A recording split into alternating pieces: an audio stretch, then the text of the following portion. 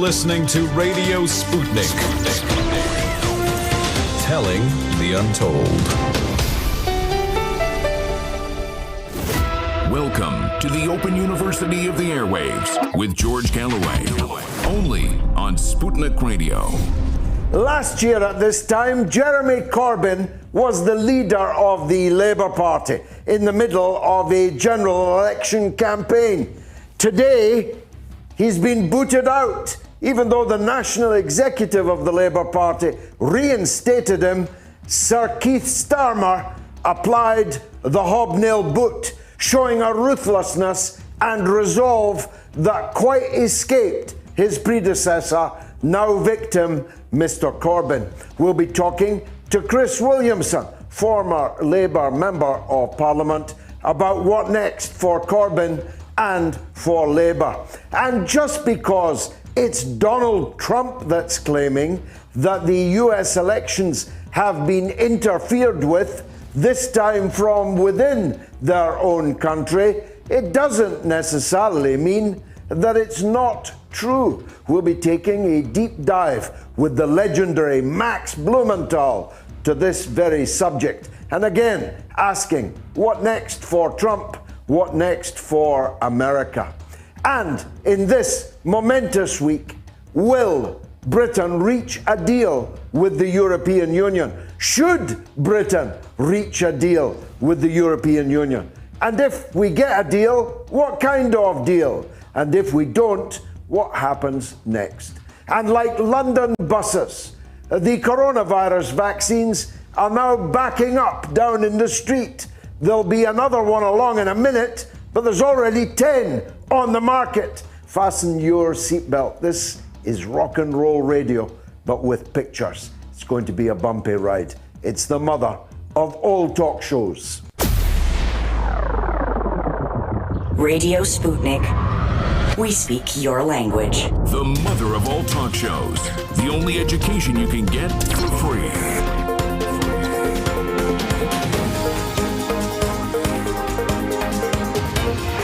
George Galloway.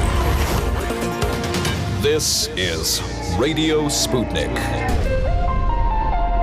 And this is London, but coming to you, of course, all over the world, thanks to the wonders of the internet and SputnikNews.com. You can listen in perfect crystal clarity on FM in the Washington, D.C. area. 105.5 are the magic numbers there. Donald Trump is just settling down to watch the show, I'm sure.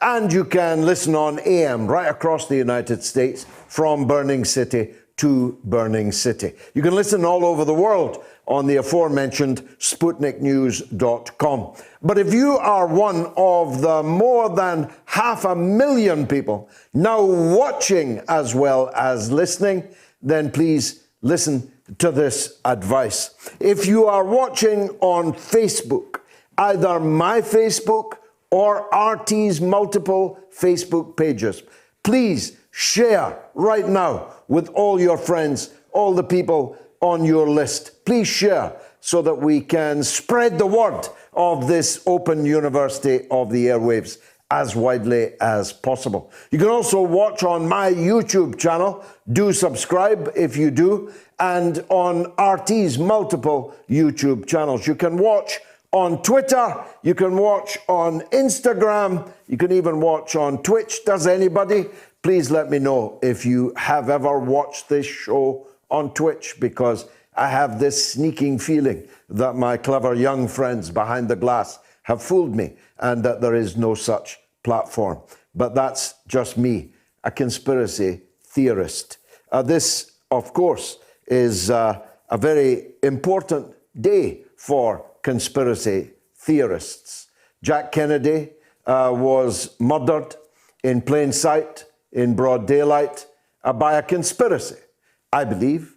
And there have been many conspiracies, like the one that murdered his brother, like the one that murdered Dr. Martin Luther King, like the one that murdered Malcolm X, like the one that got the United States more fully involved in Vietnam, and many, many others.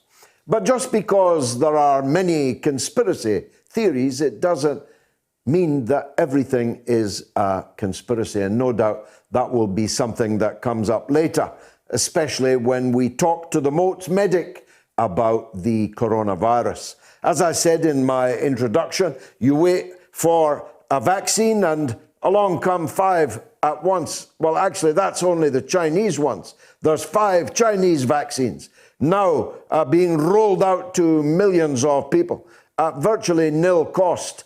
And we could have had them. We could have had them early. We could have had them cheap. But we preferred to wait for Big Pharma to come along, and at least 3 are on the market or will be very soon.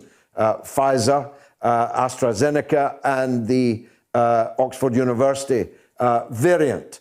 There are at least 2, maybe 3 Russian vaccines, again being rolled out to huge populations with higher rates of efficacy and fewer instances of painful side effects than any of the others on the market. So, of course, we're not buying that one either, because we're waiting for Big Pharma. And the Jeremy Corbyn story will loom large. I think we've got a poll running on it already. Should Jeremy Corbyn quit Labour? Yes, no, or don't know yet. 753 people have already voted. It's only 6 minutes past 7. 62% say yes, he should quit. 32% say no, he shouldn't quit. And 6% say that they don't know yet. You can vote on my Twitter feed at George Galloway. Now, the plain facts are that Jeremy Corbyn has done nothing wrong. Jeremy Corbyn is not remotely, not a scintilla of his being or mind could be fairly described as anti-Semitic or racist in any other way. I have known him for fully 40 years, nearly 30 of which I sat right next to him in the House of Commons, literally right next to him. But he should have said that rather more clearly from the start. He should have rejected the idea that his support for the Palestinian people had anything whatsoever to do with anti-Semitism. But as is now famous or infamous, he decided on a different course, throwing his close friends to the wolves in the hope that the wolves would not eventually eat him. He capitulated to the idea that opposition to Israel, support for the Palestinian people was or could be anti-Semitic. The Human Rights Commission held an inquiry that he should have rejected from the beginning. He should have said, as the leader of the opposition, that this was a wholly improper use of the IHRC and that he would not be cooperating with it. But he didn't. He pledged himself in advance to accept any and all of its recommendations. He bent over backwards, to put it kindly, to cooperate with those who were engaged in an industrialized, weaponized attempt to destroy him, and with it to destroy the kind of Labour Party that he hoped to lead. I've said all this. None of this is new. When the report was released, as I said to you last week, if it had been me, I would have said nothing at all. Nothing, literally nothing. Not my business. I'm not the leader of the Labour Party. The report found, as I told you last week, two instances of anti-Semitism in the Labour Party's records. 2 out of 580,000 members. You'll get 2 of anything. In fact, you'll get more than 2 of anything else in a crowd of people that big. If I was going to say anything on background, I would have said, well, I told you so. I told you I was not anti-Semitic. I told you the Labour Party wasn't anti-Semitic.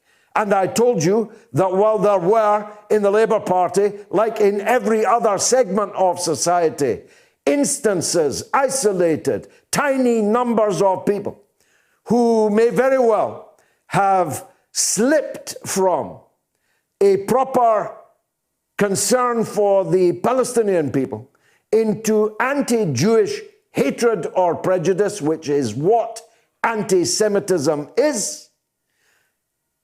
And I told you there were virtually none, and there turned out to be two. That's what I would have said on background. On the record, I would have said nothing at all. But he did. What he did say had the benefit of being indisputably true. But as Ken Livingstone already found out, you can still be hanged for saying something which is indisputably true. And so, entirely predictably, Jeremy Corbyn was then hanged, even though what he said, the paragraph, the whole paragraph, not the sentence that was taken out of context, but the whole paragraph, what he said was undeniably, incontestably true. But he was immediately suspended. And then the Labour National Executive Committee, which is now controlled firmly by his successor, Sir Keith Starmer, that Corbyn brought into the shadow cabinet and gave him ever more power and influence over events, particularly over Brexit, about which more later. Sir Keith Starmer refused to accept the decision of the Labour National Executive Committee to reinstate Jeremy Corbyn into the Labour Party, and took unilaterally, illegally in my view, unconstitutionally, without a single doubt, took the whip, the Labour whip, out of Jeremy Corbyn's hands. And therefore, Corbyn now sits, as I did myself, for some years, as an independent member of Parliament. The leader of the party, less than 12 months ago, is no longer a Labour MP.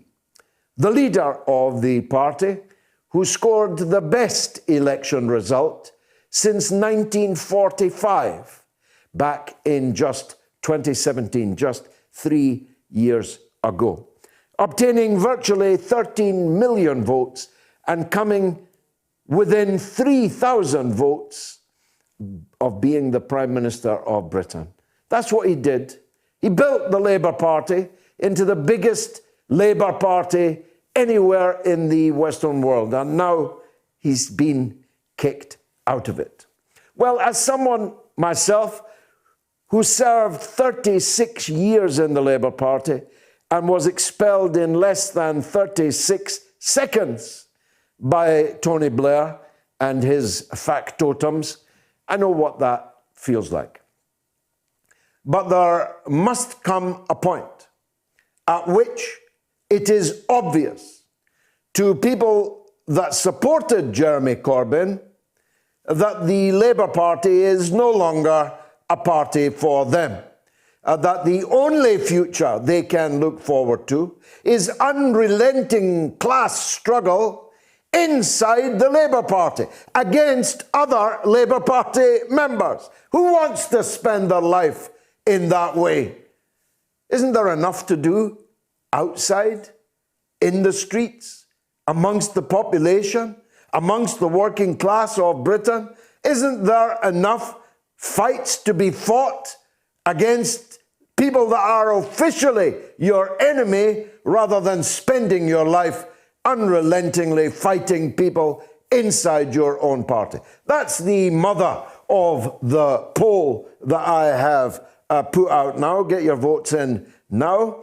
There must come a point, and surely this is the point. If it wasn't before, surely this is the point at which people say, this far but no further.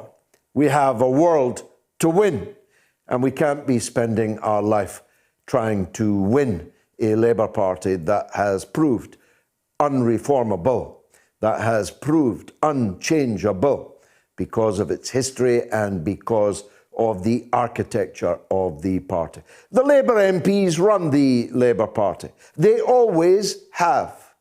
And Corbyn, when he had the chance, didn't break that power, overweening, monopolistic power of the members of Parliament. I was one for many years. Nearly 20 years I was a Labour member of Parliament. It's the most uncollegiate, the most unfriendly, the most rancid place that I have ever operated, the Parliamentary Labour Party. It's over. That's my view. We'll see if Chris Williamson agrees. He was Jeremy Corbyn's biggest supporter. He tramped the whole country supporting Jeremy Corbyn, and when the wolves came for him, Jeremy Corbyn turned his back, turned his face away, as he did to me, and as he did to Livingston, and as he did to Jackie Walker, and as he did to Mark Wadsworth, and as he did to thousands of others who supported him. But that notwithstanding, I can promise Jeremy Corbyn the warmest of welcomes, a prodigal returning, should he leave the Labour Party and rejoin the socialist movement in the country and in the world. What do you think? Should he quit? A, yes. B, no. C, don't know yet. If your answer is don't know yet, maybe you can tell us what would need to happen before you would make a judgment call on that question. I'm running out of time, so quickly. As I said in the introduction, just because it's Donald Trump that's claiming that the Democrats are riggers, it doesn't mean it isn't true. Tammany Hall is Tammany Hall for a reason. The Democratic Party in the great cities of America is the very personification of a corrupt political machine. Are they corrupt enough? Are they clever enough to rig the vote in Philadelphia, PA? You bet they are. Did they is another matter. And could you prove it? Another matter altogether. We'll be asking the legend that is Max Blumenthal, pure royalty if the Americans had any, on the American left, the finest investigator, reporter and commentator on the left of politics in America. We'll be asking him these very questions. And what about Brexit? We're going to do a deal this week. If we are, what kind of deal? And if we don't, what happens after that? And the coronavirus, well, as I said, I'm just waiting for my vaccine. Are you? It's all coming up over the next 2.5 hours or more on the mother of all talk shows. Radio Sputnik. In a media landscape filled with so-called journalists acting as stenographers for their billionaire bosses, there is a desperate need for news, analysis, and perspectives that buck the status quo and get to the heart of how domestic and international events impact you and me, as well as showing how we can get involved in the struggle to change that status quo. Check out By Any Means Necessary on Radio Sputnik, Monday through Friday from 2 to 4 p.m. Eastern, to hear the stories and voices that mainstream media refuses to tell you. And join us as we connect the political, social, and economic movements shaping the world around us. That's By Any Means Necessary, Monday through Friday at 2 to 4 p.m. Eastern, right here on Radio Sputnik.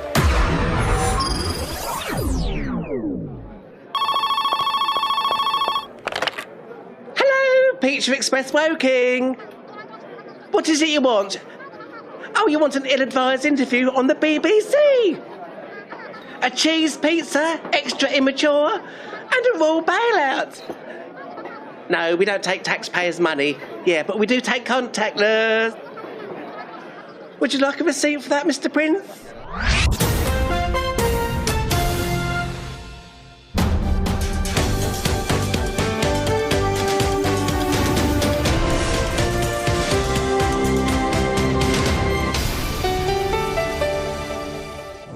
Mother of all talk shows.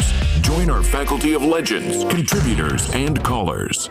Everyone is welcome. The polls going great guns. Nearly 1,000 people have voted already. Should Jeremy Corbyn quit Labour? Yes, 63%, up 1. No, 31%, down 1. Don't know yet, still at 6%. 943 people have voted. Max Blumenthal is the editor of The Grey Zone, and I've already given him the most fulsome of introductions, so let me join him now. Max, welcome back to the mother of all talk shows. Been a little while since we saw you. Very good to see you again. You. Tell us, first of all, please, what's the atmosphere in D.C. right now? Is it feverish? Are people still thinking there's something to play for in these games that Trump is involved in? Or is this just all going through the motions? Well, it's certainly not going through the motions. I would say about a week ago, there was some tension in the city. Many people wondering, Republican and Democratic insiders wondering if Trump was going to play this out all the way to Biden's inauguration. And there was talk of a coup. And then the Trump legal team came out with its argument 2 days ago that the Venezuelan government, run by the late Hugo Chavez, working through a front company, had hacked into the voting machines across America and installed software that allowed the Biden campaign, not exactly a friend of Hugo Chavez and the Venezuelan government, to manipulate vote totals and allow Biden to win at the last moment. And this was put on display at the Republican National Committee here in Washington at a press conference filled with reporters and filled with people spreading COVID, including, I think, Rudy Giuliani's son. And so Rudy Giuliani gets up, offers this argument while hair dye is dripping down his sweating face. He appears to a melting wax museum sculpture from some disturbing grotesque gallery. And then Sidney Powell, who is the super lawyer taking this on, who is Michael Flynn's lawyer, the former national security advisor to Trump, who faced all sorts of legal problems, presents the argument that the communists have stolen the election for Biden in a thick Southern accent. And I can say it didn't exactly go over very well. Chris Christie, who was a close Trump ally, the former governor of New Jersey, a Trump proxy in 2016, has mocked Trump's legal team, said they're a national embarrassment. Tucker Carlson, who is the Fox News host, who has been the closest Trump ally for the past 4 years, has basically challenged Sidney Powell and Giuliani to produce one piece of evidence backing up their claims, and they haven't come forward with it. And so basically we're watching the final denouement of the Trump era, which is this sort of various anti-communist meltdown happen in real time. And Washington has kind of become, the atmosphere is sort of lifted a little bit, and it's become sort of, not, I wouldn't say jubilation, but there's a lot of mockery and delight in the air.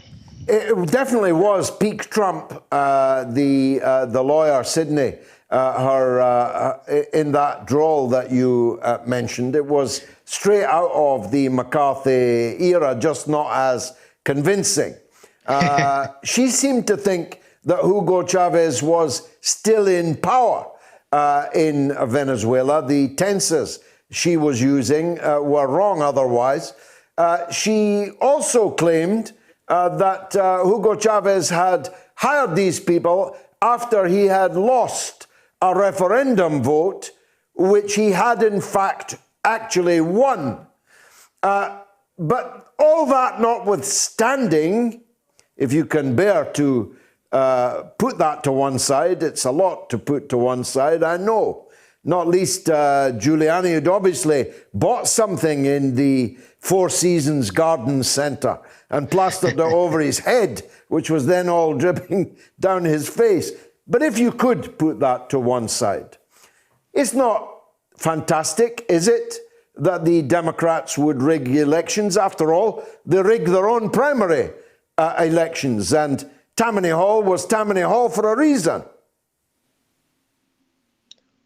Well, what's being alleged is devoid of evidence. So what can I say? Sure, it would be possible to Carlson has said that what Sidney Powell has alleged would be the greatest crime in American history. I don't know about that, but it would be up there. It would be, high on the list of crimes, just the theft of a presidential election. And so they had better come forward with the evidence. But at this point, there isn't any. There have been recounts, several of the key swing states, hand recounts, and they're not finding that there was some massive irregularity in vote totals. So maybe it happened. I didn't see the evidence. I know in 2000, the election was stolen for George W. Bush. The recount was stopped as it was trending in the direction of Al Gore. And the Supreme Court, by a 5 decision with 5 partisan Republicans, stopped the vote and allowed George W. Bush to win. And then Al Gore just whimpered away, which is sort of what everyone's hoped Donald Trump would do. What I would say is that where the Democrats have really gone wrong here and helped create this situation is by trying to delegitimize Trump as a Russian asset who has been colluding with Vladimir Putin. And it's pretty obvious, and CNN reported this, but it's been pretty obvious to me from the beginning, with Trump refusing to respect the election results, that he was just trying to get revenge for the fact that Hillary Clinton and, her former CIA allies like John Brennan and James Clapper, these characters, never accepted his fair and square, free and fair victory in 2016 and attempted to paint him as a tool of Vladimir Putin. Hillary Clinton called him an illegitimate president. And so it's this kind of zero-sum game that's playing out in American politics that really reminds me a lot of the kind of regime change plotting that the U.S. does abroad that increasingly defines our elections and will, I think, for a generation to come.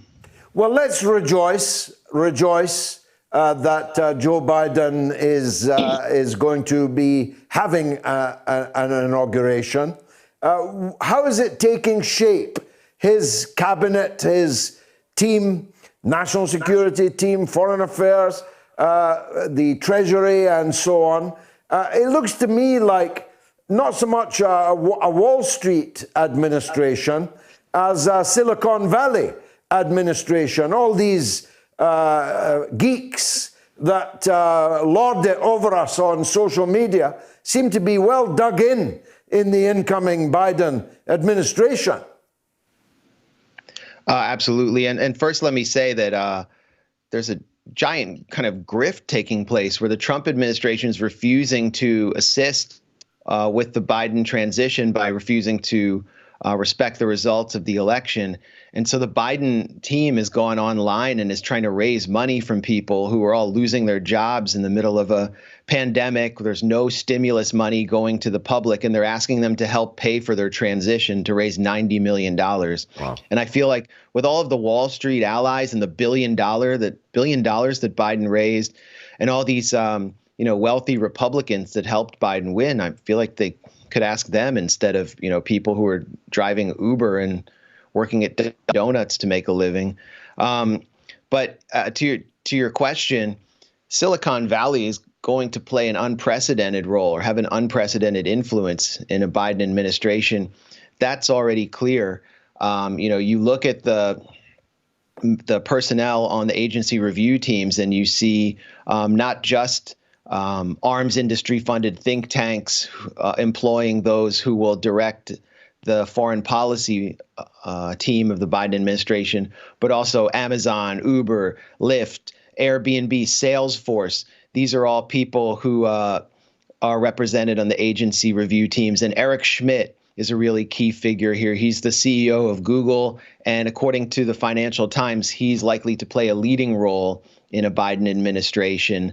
Eric Schmidt, it was just revealed, has reaped a multi-billion-dollar contract with the CIA.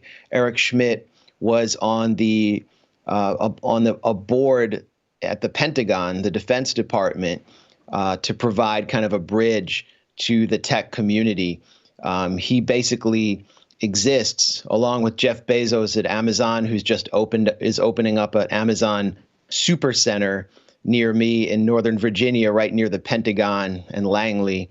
They kind of exist as a revolving door or a nexus between the military, the so-called intelligence community, and the tech world.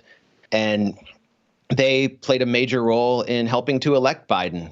In the days ahead of the election, there were messages on Google and all the major social media platforms that push people to get out there and vote, kind of like we were in the midst of a color revolution or something. Everyone was on board with this vote message.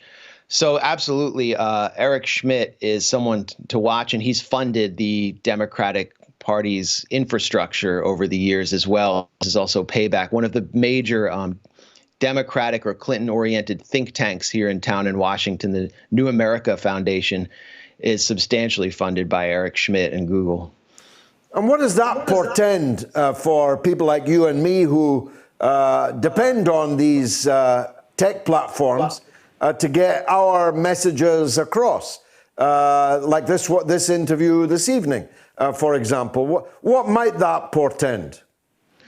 Yeah, great question. I mean, first of all, there's a certain hypocrisy there because, I pay a substantial portion of my modest income to the federal government in taxes. Eric Schmidt won't pay any. He just got citizenship in Cyprus, so he can offshore all his accounts.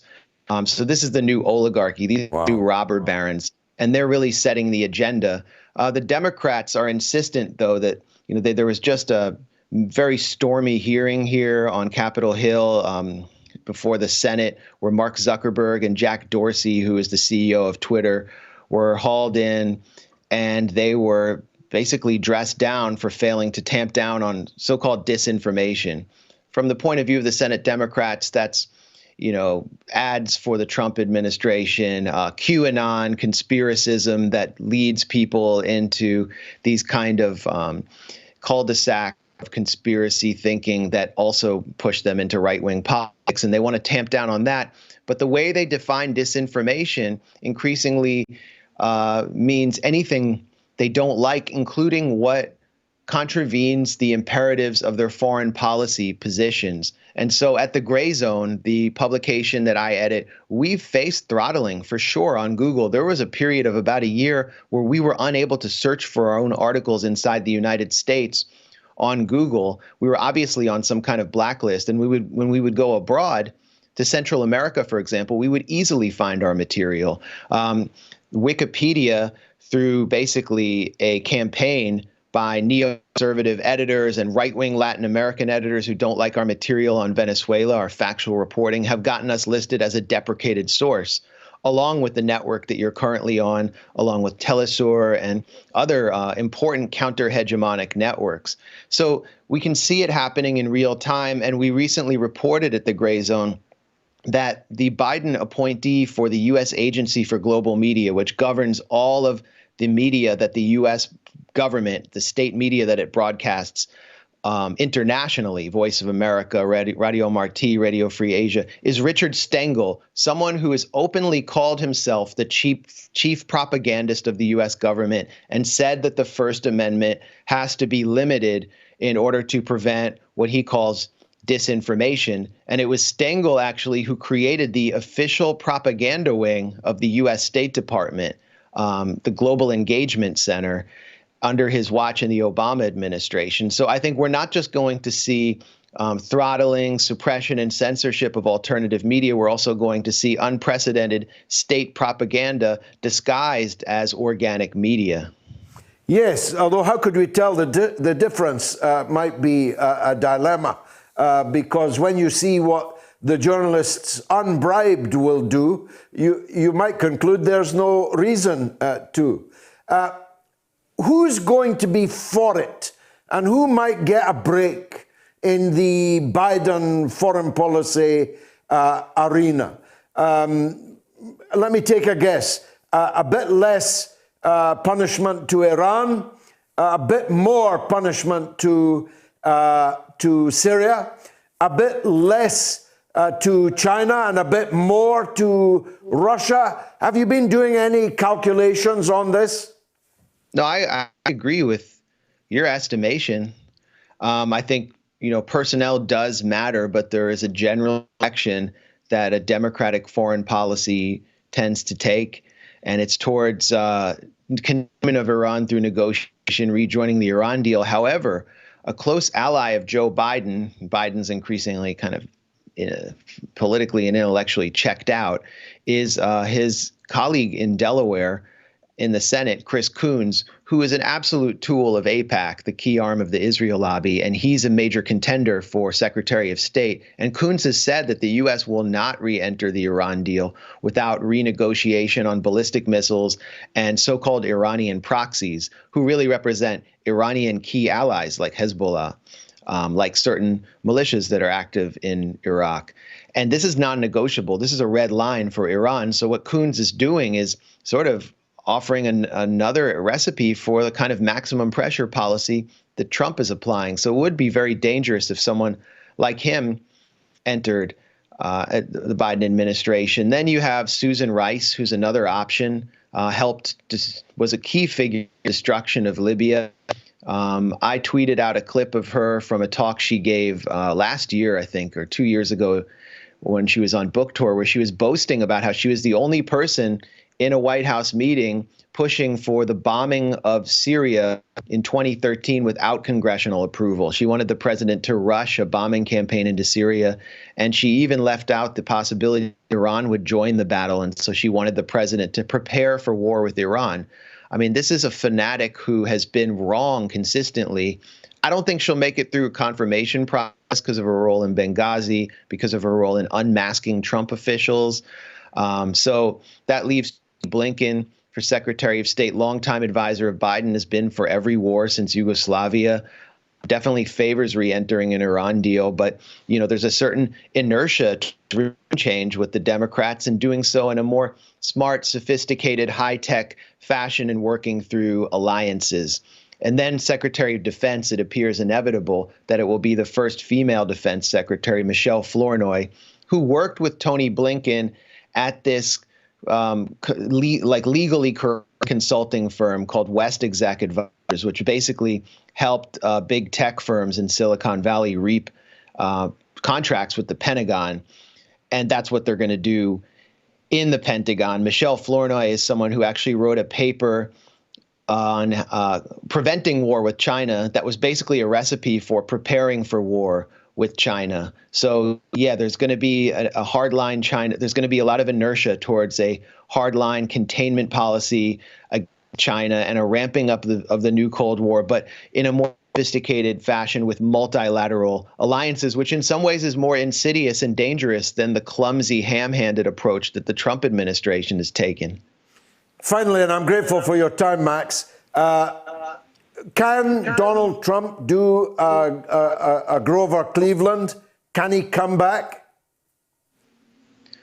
To me, it seems almost it's hard to imagine, but to me, it seems like Donald Trump will just maintain this presence over the Republican Party and will have virtually veto power over any future candidate because Donald Trump commands a movement that exists within and outside or without the Republican Party. He has brought in so many males who previously didn't vote, who are not college educated, who are really disgusted in the direction the country is going, and engaged them not just in politics, but in political culture in a way that no other Republican candidate has or could do.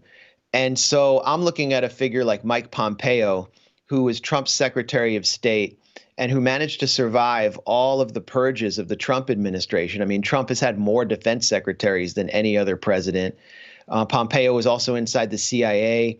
He built up a lot of power. He has the Koch brothers had traditionally backed him. He has support of the Christian right.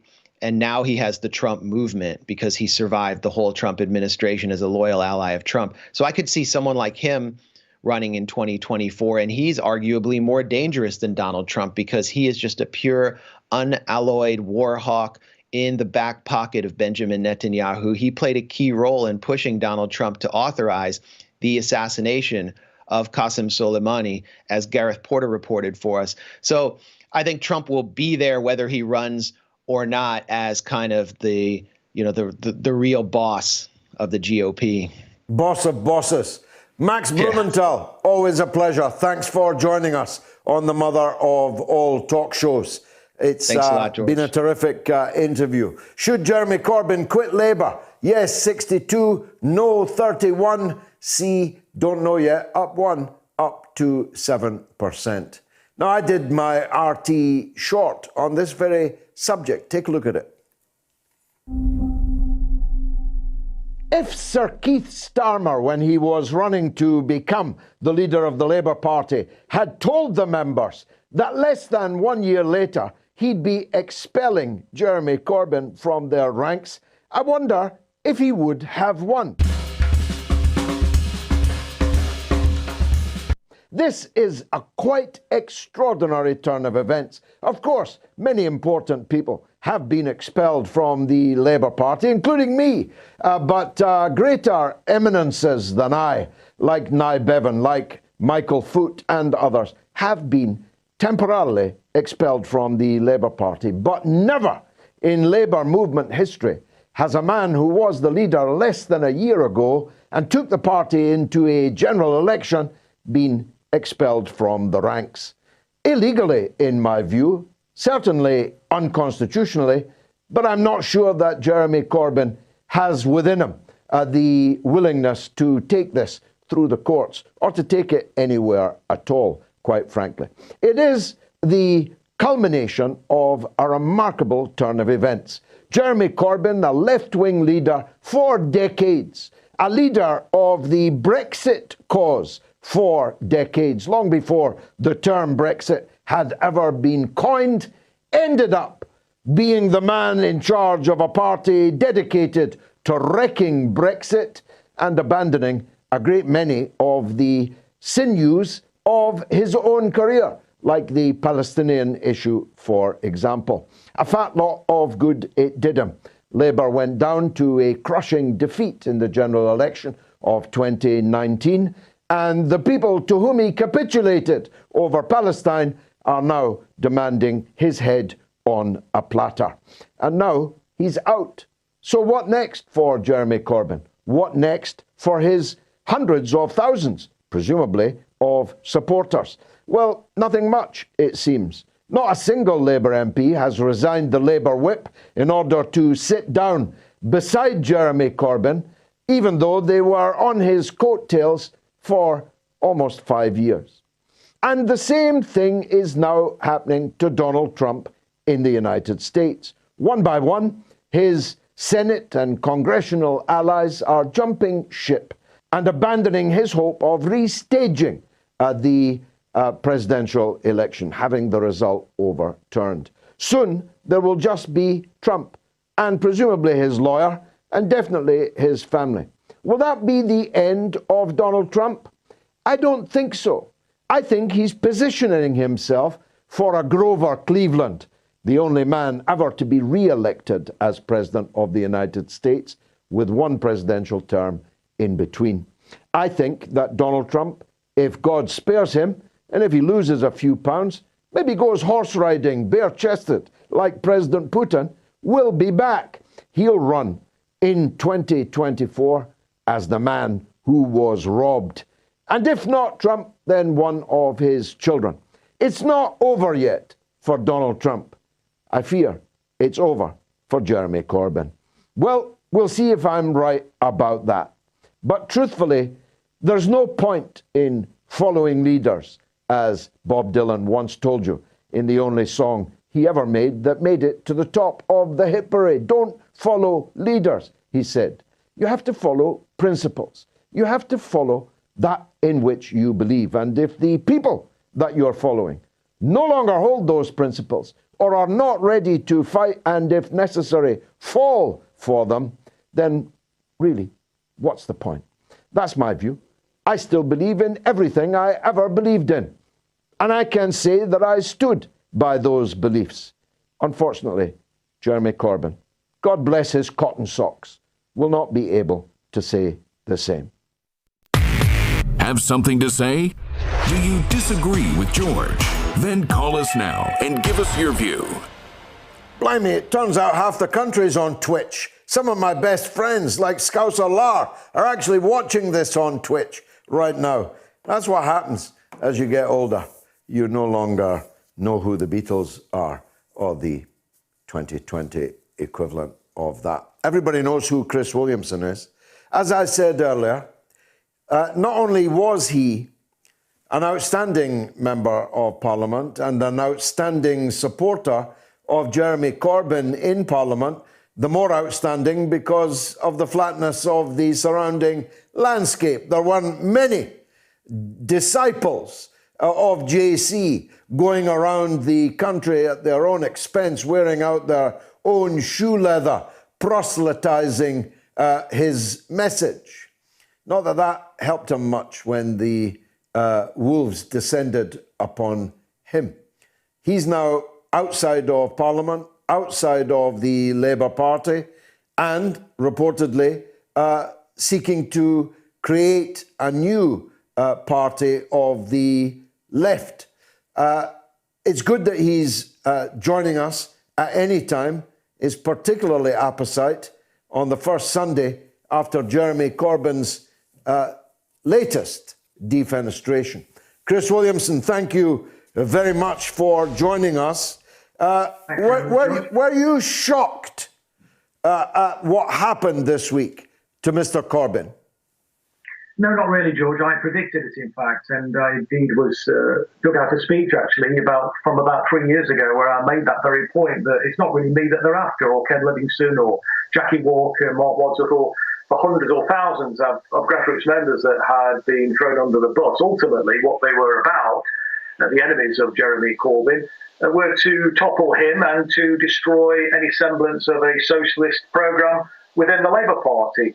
And what is happening to Jeremy now is in very many ways similar to what happened to me. If you remember, I was suspended, then I was readmitted to the party following a panel of the National Executive Committee who met and went through the accusations and decided to reinstate me. Within 48 hours, I'd been resuspended, but this followed an outpouring of opposition from the large proportion, anyway, of the Parliamentary Labour Party. Over 100 Labour MPs and around 50 Labour peers had signed a motion to go to the next Parliamentary Labour Party meeting, calling for the whip to be withdrawn for a year from me and for an inquiry to be mounted into how it was that I was reinstated in the first place. And the hyperbole was so intense that the General Secretary decided to resuspend me, and that was then endorsed by the National Executive Committee. And then, as you may remember, George, I took the Labour Party to the High Court and defeated them in the High Court. Actually, they tried 3 times prior to the High Court hearing to get the hearing delayed.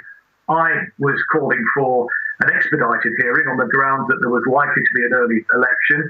What their lawyers were arguing in court in 3 preliminary hearings was that there's no evidence that there's going to be a general election. We have a fixed-term parliament now, and Mr. Williamson is merely speculating. Obviously, the judge threw it out on each occasion, and on the third occasion, they didn't just throw that out.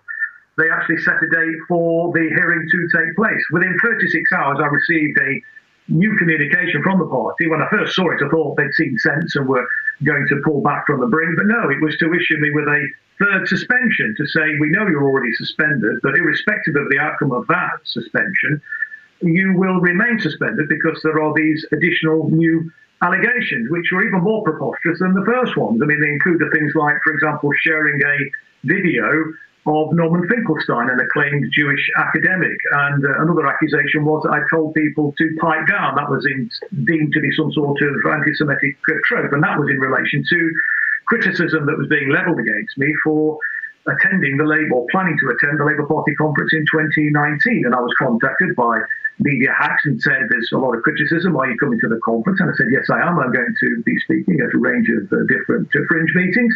And these characters need to pipe down, get behind the leader, focus on attacking the Tories, exposing the Tories, and working for a Labour victory at the next election. And that was deemed to be beyond the pale. So it didn't surprise me that they weren't going to accept Jeremy's reinstatement into the party. And frankly, I think, as your poll is suggesting, Jeremy's best move now, frankly, would be to leave the Labour Party and help us, together to, build an alternative movement outside of the Labour Party, because the Labour Party is well and truly broken. It really is. And I think our job now is to bury it. Well, I mean, as you describe it, particularly to the international audience, it does beg the question. In fact, it screams the question. Why did we all spend so much time in this morass, in this labyrinthine, constant, never-ending internal struggle? It's a bit of a waste of time. I wasted 36 years. You wasted a lot of decades also. It's overdue, isn't it? Yeah, I mean, look, 44 years I was in the party. I was talking to an old comrade of mine who's similarly been in the party, has now left it. He'd also been in 44 years. And, you take his membership, his combined membership, my membership, your membership, George, it's well over a century's worth of membership of the Labour Party. But if you think about it, in a cold light of day, the Labour Party in reality, ever since it was founded, or not long after it was founded, has been used as a tool of the establishment to maintain the status quo. Even that 1945 Labour government, I think, was really a hangover from the need to work collectively after the Second World War. And it's important to remember, whilst there were some wonderful changes that were brought about in terms of the policy, the social policy that was brought in, the introduction of the National Health Service, the welfare state, and million homes, council homes and so on being built. It was wonderful, and the post-war consensus was created, which stood the test of time for 34 years until Thatcher came along, or in reality it was Dennis Healey that broke it when he went to the IMF. But that was still a very imperialist government, wasn't it? Getting involved in foreign wars, the Korean War, for example, and still Britain's involvement around the world was pretty significant. And I believe we even had a colonial secretary, I think, in the government, didn't we?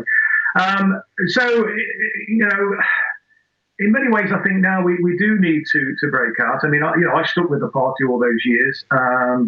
It does feel like a waste now in many ways, although I think we did achieve some good things at the local level when I was the council leader in Derby, and we did our best. And Tony Benn used to talk about the Labour Party needing two wings, a right wing and a left wing, to be able to fly. But the truth is, the right wing isn't interested in having a left wing, and I think this notion of a broad church is now well and truly over. And they're not interested, frankly, in having a sort of a left wing, as it was, progressive left wing. The socialism is a dirty word, and they've used the calumny of anti-Semitism as they stick. And I've got to say, unfortunately, the advice that Jeremy received to try to appease these people, to treat them as if they were making these accusations in good faith, played into their hands. I mean, and I made this point to Jeremy, I made this point to the Socialist Campaign Group, that we needed to draw a line in the sand. We have to stand up for the Labour Party's reputation, stand up for Jeremy's reputation, stand up for our own reputation as long-standing anti-racist campaigners. All we're doing by giving ground in this way is feeding the beast. And all we're going to do, as I was saying earlier, George, is make it stronger. And all we're going to do, therefore, is give them the strength to ultimately topple this project. And I'd hoped that we could democratise the Labour Party, and I, as you mentioned, went on a tour of the country promoting the democratisation agenda, promoting the socialist agenda that Jeremy was leading us on, with a view to not just simply to democratise the party for its own sake, but Tony Benn once said again that we need to democratise our party in order to democratise society. So it was a means to an end, but unfortunately, we were undone, I regret to say, by Len McCluskey at the Labour Party conference in 2018, when he led his delegation to vote against his own union's policy on open selections, mandatory selections of Labour MPs. And one of the points I was making, that to Jeremy, actually, and to the Socialist Campaign Group, and this is common sense, it's not any great kind of political soothsayer or anything like that, George, but I was making the point that, look, unless we get these democracy reforms through, unless we make these Labour MPs accountable to our grassroots and respect the socialist agenda, modest socialist agenda that we are now seeking to pursue, they will sabotage a Corbyn-led Labour government if we get into power. And that will be enormously damaging and will create cynicism at a level we've not yet seen in politics, because so much hope and expectation would have been invested in a Corbyn-led Labour government, to then see it dashed at the when we got into office would be just unconscionable. But unfortunately, no, my sort of exhortations were ignored, and I wasn't the only one. And the rest is history. I mean, the absurdity of adopting a commitment to a second referendum and saying that we were going to campaign for Remain absolutely was just signing a suicide note. And my argument again on that was at the PLP meeting, got shouted down for my troubles, was to say, look, we're going to leave the European Union. That's what the people have voted for. We campaigned, many of us, for Remain, but we lost. Now what we should be arguing is for the type of vision that we have for Britain outside the European Union. And irrespective of whether we're in the European Union or outside the European Union, whether we leave with or without a deal, the economy is going to continue to grow. And what we therefore need to be doing is, with a currency issuing nation as we are, is to say we will deal with any economic shock through a big fiscal stimulus, but we'll also commit to a genuine redistribution of income and wealth. And even if the economy, which it wouldn't do if you invested with a big fiscal stimulus, but even let's take for argument's sake the economy were to shrink slightly.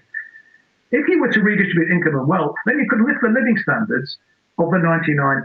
The fact that Britain's the fifth biggest economy, gross domestic product, is a very imperfect measure of economic success, because fifth biggest economy, we've got people dying, literally dying on the steps of rough sleepers, dying on the steps of the mother of Parliament in Westminster. We've got 14 million people living in poverty. We've got millions of people in precarious employment. Clearly, this economy isn't working. And that's what we should have been arguing for. So I was saying, look, let's argue for a people's Brexit. Let's say to the Tories, we will get Brexit done. Yes, the Tories are saying they'll get Brexit done, but they're going to deliver a banker's Brexit. We'll deliver a people's Brexit. We'll deliver a Brexit that actually works in the interests of the 99%. And frankly, I think we could have won that argument. I think Jeremy would have now been in 10 Downing Street. I would have still been a Labour MP, I'd like to think. And we'd have been transforming the country. But as it is, the Corbyn project has been utterly destroyed inside the Labour Party. The Labour Party is no longer a vehicle which is fit for purpose, certainly not fit to deliver any form of modest socialism. And therefore, I think we absolutely need to start again. We need to build a social movement, and we need an alternative electoral vehicle. And I think what we need, and I know you've established the Workers' Party, George, and there are other political parties, and I think we've got to find a way, those of us who believe in an alternative vision for Britain, of actually, settling our differences and working collaboratively together. If we do that, then I think we've got a fighting chance of replacing the Labour Party. It's been done before. Let's remember it was a political duopoly until the Labour Party was formed between the Liberals and the Tories, and Labour replaced the Liberals. And so it can be done, and it's been achieved in other parts of the world as well. So I think we need to be brave, and we need to be clear that solidarity is the key, and if we stand together, if we work together, if we apply that Labour movement maxim, that unity is strength, then I think it's all to play for. All that remains then is for me to ask you, do you think Jeremy Corbyn will quit the Labour Party? Well, it's a hard one. I mean, frankly, I'm not sure that he will. I mean, Jeremy's been committed to the Labour Party. And I understand that. Look, I mean, I stuck with the Labour Party. I mean, as you did yourself, George, even during the dark years of Kinnock and the earlier part of Blair. And, I mean, I obviously stuck it throughout, Blair's tenure.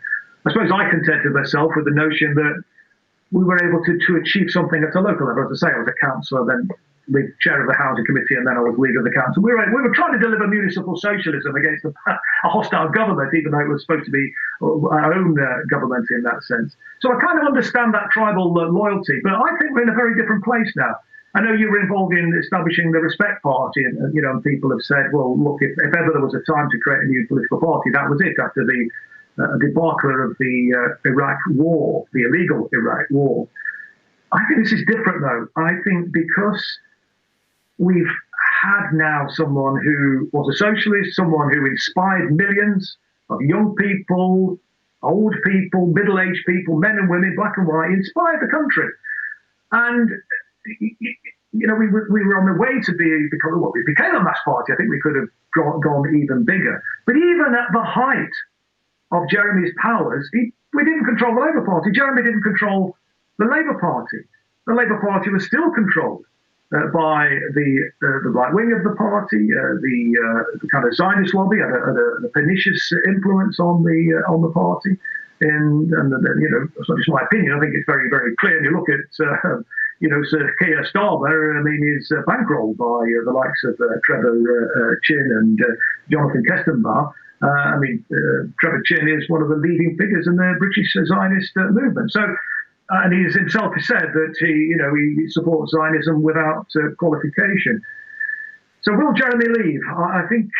Not of his own volition. I mean, I wish he would. I hope he will, and I hope that the polls that you're organising today and other pressure will mount, and that Jeremy will help us, because I think there is no future in the Labour Party. If Jeremy gets to stay in the Labour Party, what are we going to achieve inside the Labour Party now? My point to people who were involved in the Don't Leave Organised campaign, for example, is what mechanism are you going to use to gain control of the Labour Party? If we couldn't gain control of the Labour Party when Jeremy Corbyn was the leader, when we had a mass movement who were overwhelmingly supportive of Jeremy Corbyn and the programme that he was putting forward at that time, what hope have we got of gaining control of it now? Wouldn't it be better, therefore, to then use that energy to help us build a social movement and a new political vehicle? That's what I hope, and I think that I think Jeremy's on course to be expelled, if I'm honest. I mean, I can't see how Starmer will allow him back in, but let's wait and see. It's all speculation. There's so much happening. It's difficult to keep up at the moment with the way in which politics is moving. But for me, there's really no future for the Labour Party, and I wish Jeremy would see that and help us to build. And frankly, I think if he'd have done what you were arguing that he should do, George, I think more than a year ago, I think he was arguing and using your programme to make the point that Jeremy should appeal over the heads of the Parliamentary Labour Party and the hostile National Executive Committee to the mass membership. He should have done that. And I think if he'd have done that, people would have gone with him, people would have supported him. But unfortunately, it didn't happen, and we are where we are now. Could have, would have, should have. It's written like stripes through a stick of Blackpool rock. Chris Williamson, thank you very much indeed for joining us. Let's go to the news with Jamie Lowe. The mother of all talk shows. The only education you can get for free. Radio Sputnik. We speak your language. Find us at SputnikNews.com.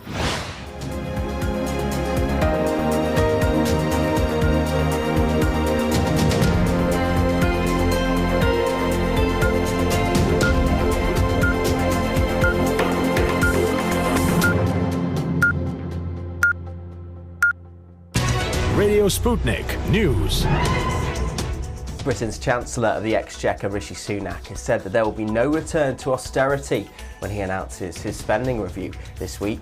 But he did not rule out a public sector pay freeze. He said that any wage settlements needed to be considered in the context of the wider economic climate, hinting that the government could cap wages. However, Labour warned that this would be a kick in the teeth for frontline workers who provided support throughout the COVID pandemic. Unions have warned that if there is a freeze, they may take strike action. Sunak is also facing pressure from the group of One Nation Conservative MPs not to cut foreign aid spending to pay for the coronavirus crisis, as had been reportedly considered and not denied by Prime Minister Boris Johnson. US officials have granted emergency authorization for an experimental antibody treatment given to President Trump after his COVID-19 diagnosis. The drug developed by Regeneron will be allowed for use in people who have tested positive for the virus and are at risk of severe illness. Studies suggest that the therapy is effective when administered early after diagnosis, the company says. It comes as COVID-19 cases in the country continue to rise. The US has now more than 12 million confirmed cases of COVID-19 infections, with more than 255,000 deaths, according to data compiled by Johns Hopkins University. This is by far the highest death toll in the world. California has become a nighttime curfew in an attempt to curb a surge in coronavirus cases there. The state's latest figures are now worse than the previous peak in August, the Los Angeles Times reported. Across the US, daily death toll linked to COVID-19 has passed 2,000 for the first time since May. The Australian state of New South Wales is to reopen its border with neighbouring Victoria for the first time since July, after coronavirus cases there fell to zero. Victoria, which imposed a tough lockdown after a surge in cases, has reported no new infections since the beginning of November. The state is also relaxing its rules on wearing face masks. Australia has recorded around 900 deaths and 28,000 infections in total. The country has relied on lockdowns, widespread testing and aggressive contact tracing to push daily infections nationwide close to zero. A judge in Pennsylvania has dismissed a lawsuit from the Trump campaign that sought to invalidate millions of mail-in votes in the battleground state. Judge Matthew Brand said the suit, which rested on allegations of irregularities, was, quote, without merit. In the ruling, he wrote that the Trump campaign had sought to disenfranchise almost 7 million voters. This now paves the way for Pennsylvania to next week certify Joe Biden's win. Biden there leads by more than 80,000 votes. The Ethiopian government will not talk with leaders of the northern Tigray region to end the conflict there, an aide to the Prime Minister Abiy Ahmed has said. We don't negotiate with criminals, we bring them to justice, not to the negotiation table, he reportedly said. African leaders have urged the government to meet Tigrayan leaders. The conflict has reportedly killed hundreds and displaced thousands in recent weeks. The UN has warned that it could trigger a humanitarian crisis. A man has been killed by a shark off a popular beach in Western Australia. The attack happened near Cable Beach in the north of the state. The man was pulled from the water but was later pronounced dead. There have been at least 22 shark maulings in 2020, according to an Australian government agency. In southern India, a team of 50 people have helped to rescue a male elephant from a deep well in the village of Dharmapuri. Locals dropped banana leaves down for the elephant to eat as the rescue dragged on through the night. The animal was eventually brought up to the surface upside down as cranes and belts lifted it to safety. And finally, be warned, don't let a moose lick your car. Officials in Jasper, an alpine town in Canada's Alberta province, have put up signs asking motorists to avoid allowing moose to lick the salt from their cars, a treat moose find hard to resist. A national park spokesman said they're obsessed with salt. It's one of the things they need for the minerals in their body. They usually get it from salt lakes in the park, but now they realise they can also get road salt that splashes onto cars. People often park on the side of the road in hopes of catching a glimpse of the moose, letting the animals approach. However, this can pose a serious danger. Allowing a moose to lick from a stationary car can get them habituated with being around vehicles, risking both the animals and the drivers who can accidentally crash into them. Moose and cars are not a good mix, the spokesman said. If you hit the moose with your car, you take the legs out from under it and it's going through your windshield, he said. And while other animals typically run away from humans when they approach, moose will stand their ground and charge if they feel threatened. Park visitors are not allowed to feed, entice or disturb wildlife in Canada's national parks, and violators can face fines of up to $25,000. And that's the latest here on Sputnik News. I'm Jamie Lowe.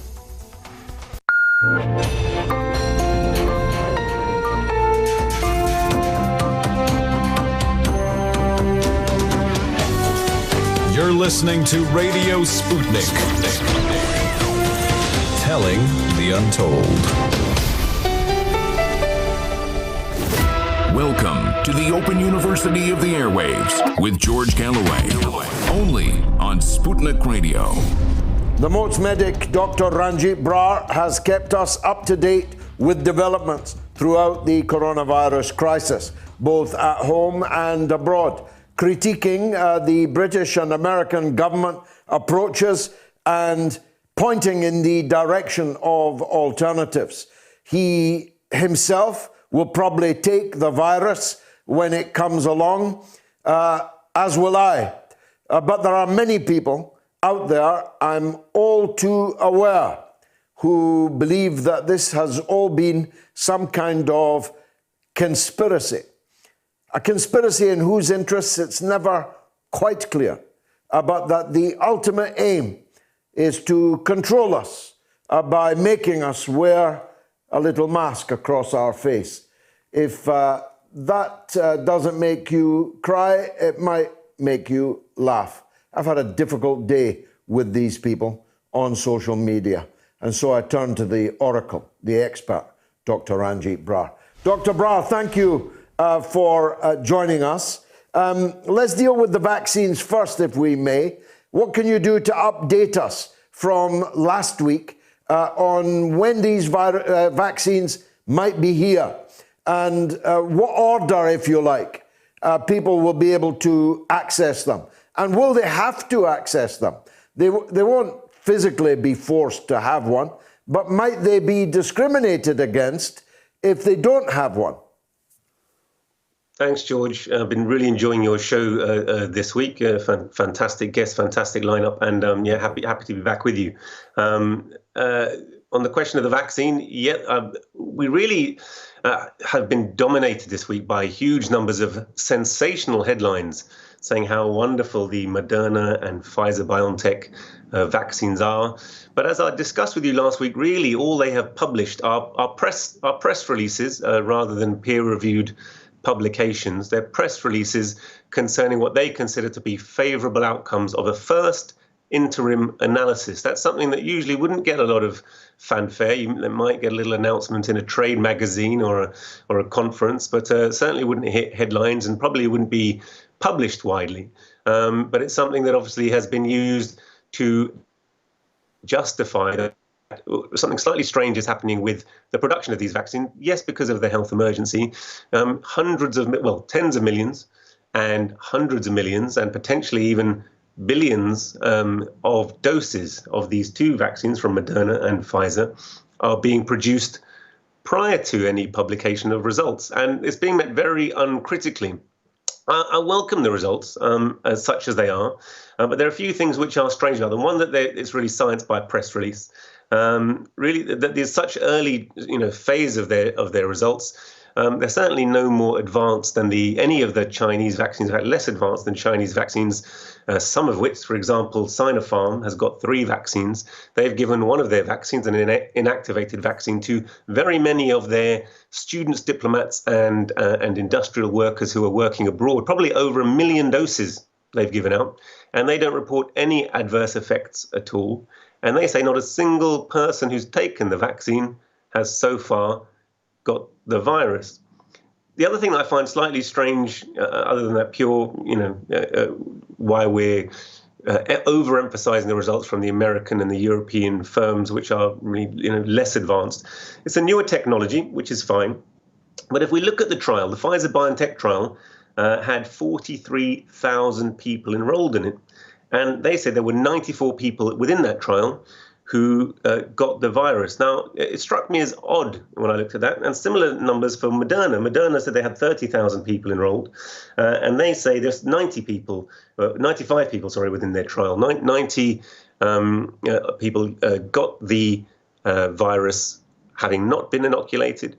And 5 got the virus having been inoculated with the vaccine. So not 100% efficacy on either one, as was shown from the older technology of giving an inactivated viral particle, which is what many of our vaccines are based upon, so the protein rather than the mRNA. But if you look at the rates of people who are getting the virus, the COVID, even amongst the non-vaccinated portion, the arms of those trials, they're incredibly low. So 0.3%, 0.6% of the people participating in the trial, allegedly in areas who have high rates of virus, are actually getting the virus. And that may be because of their primary. It's difficult to comment fully because the trial data isn't published. But if you look at the endpoints, Moderna says their endpoint is the symptomatic COVID is their primary endpoint. And only the secondary endpoint is severe COVID and also COVID infection. So I'm not totally clear from the press release, and there are press releases, they come with a huge number of caveats that may or may not be effective. They're forward-looking statements. You can't hold us to the number of doses that we're going to produce. You can't hold us to the effectivity. But already, on that basis, we're rolling out plans to buy tens and hundreds of millions of doses and give them to the population. So it is slightly premature. But it does strike me, I can't figure out absolutely whether the people within the trial were symptomatic cases, and that's why they're so low. And then there would be other non-symptomatic cases, in which case we wouldn't be quite so sure about the percentage efficacy or not. So the data, I think, is, when you really read the small print, this is just of their press releases, because they've not been published as some of the other vaccines have more detail in their publication. Certainly, the Sputnik vaccine had a much more detailed end of second phase publication. And certainly, if I think of the numbers who've been vaccinated, the Chinese vaccine seems to be the most efficacious, the safest, and have been used in the larger numbers. And they do seem to be now rolling out towards much larger scale delivery to the Chinese population, who have very low rates overall in their country because of and again, that's the other thing to emphasize, I suppose, that the primary thing the tool that we have already are the public health measures, and where China's been so successful, George. Now, let's assume that we don't get the Chinese, although if you have any influence there, get me one, please. Let's assume we don't get the Russian one. We're stuck with these big pharma ones. Will people be forced to take them? Not necessarily proactively forced, but forced by omission. For example, if you've not had one, you won't be able to go to certain things or go into certain places. Might not be allowed into restaurants or go to work. I mean, what kind of implications would that kind of approach have in your view? So certainly those ideas are being floated. If you look in the press, I haven't seen so many of those statements from the government that they will force people, but there's certainly those ideas being floated in the press, and it's a bit similar to Rishi Sunak seems to be floating every budgetary idea he has in the press and seeing whether he'll get away with it prior to announcing policy. So I don't know if this is a new tactic of the government. I think it would be disastrous if people were forced to take a vaccine. I know there are very many health professionals and people outside the health professional who want more information and more data and feel that the vaccines are coming very fast. Now, I personally probably feel that if they're relatively safe, and the data does seem to show they're relatively safe as far as we can judge it, I'd probably recommend to my elderly relatives to take it. Health workers I know are already being offered it. I was offered it this week. I was phoned by my manager and asked, would you like a vaccine? I said, which one? She said, I don't know. So we're being offered a vaccine in the very near future. And I think the frontline people will be those at high risk in nursing homes, those within the health profession, and possibly the elderly population. But at the moment, the apparatus is being put in place to deliver it without making it very clear which vaccine we are. I heard Matt Hancock on Radio 4 Today programme talking about the minus 70 degrees storage facility. So that strongly suggests to me that the one that they're likely to get first is the Pfizer-BioNTech, despite the fact that BioNTech and Moderna both have an mRNA vaccine. Pfizer's needs to be stored at minus 70. Moderna, which use a higher dose of mRNA, and that's, again, not clear to me what the differences exactly are between the two. I say they can store theirs at minus 20. So that strongly suggests it will be the Pfizer-BioNTech vaccine that we're offered. In terms of discrimination, that's not clear. So no one has said that at the moment it's being offered on a voluntary basis. But of course, the information to really make up your mind is not in the public domain. So it'd be difficult to force that on anyone who doesn't want to take it. However, if you said to a healthcare worker, look, you haven't had the vaccine, we don't know whether you've had the virus, you're at high risk, therefore, of being a vector for transmission to your patients, it seems like a very valid argument. If you don't have it, you're putting your patients at risk. It's always, a way pressure could be brought to bear. And I know some of my colleagues fear that may be the case, and they're uncomfortable about being asked to take a vaccine, which in their eyes, I think reasonably is as yet unproven. Fascinating. Well, we'll talk again, I'm sure, many times about this, Dr. Brar. Thanks very much indeed for joining us on the mother of all talk shows. Busy show this week, as you know. Should Corbyn quit Labour? Down 1, yes, 62. No, 31. So 2-1. And C, don't know yet, up 1, 7%. You can still vote for another 45 minutes on my Twitter feed at George Galloway. Let me take a 60-second break, and then it's That Was the Week, and what a week it was.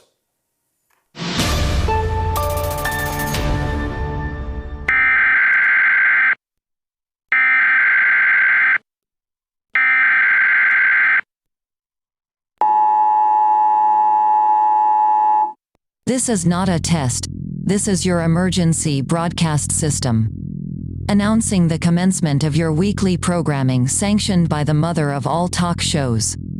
Support for the working class has been authorized for use during this program. All free speech is non-restricted. Moats Legends of Ranking 10 have been granted straight-to-air status and shall not be harmed. Commencing at the siren, any and all free thinking, including socialism, will be legal for 3 continuous hours. Political incompetence, bigotry, and emergency medical personnel at Ward 5 will be unavailable until the program concludes. Blessed be our glorious teacher and mother of all talk shows. A University of the Airwaves Reborn. Release George Galloway. May God be with you all.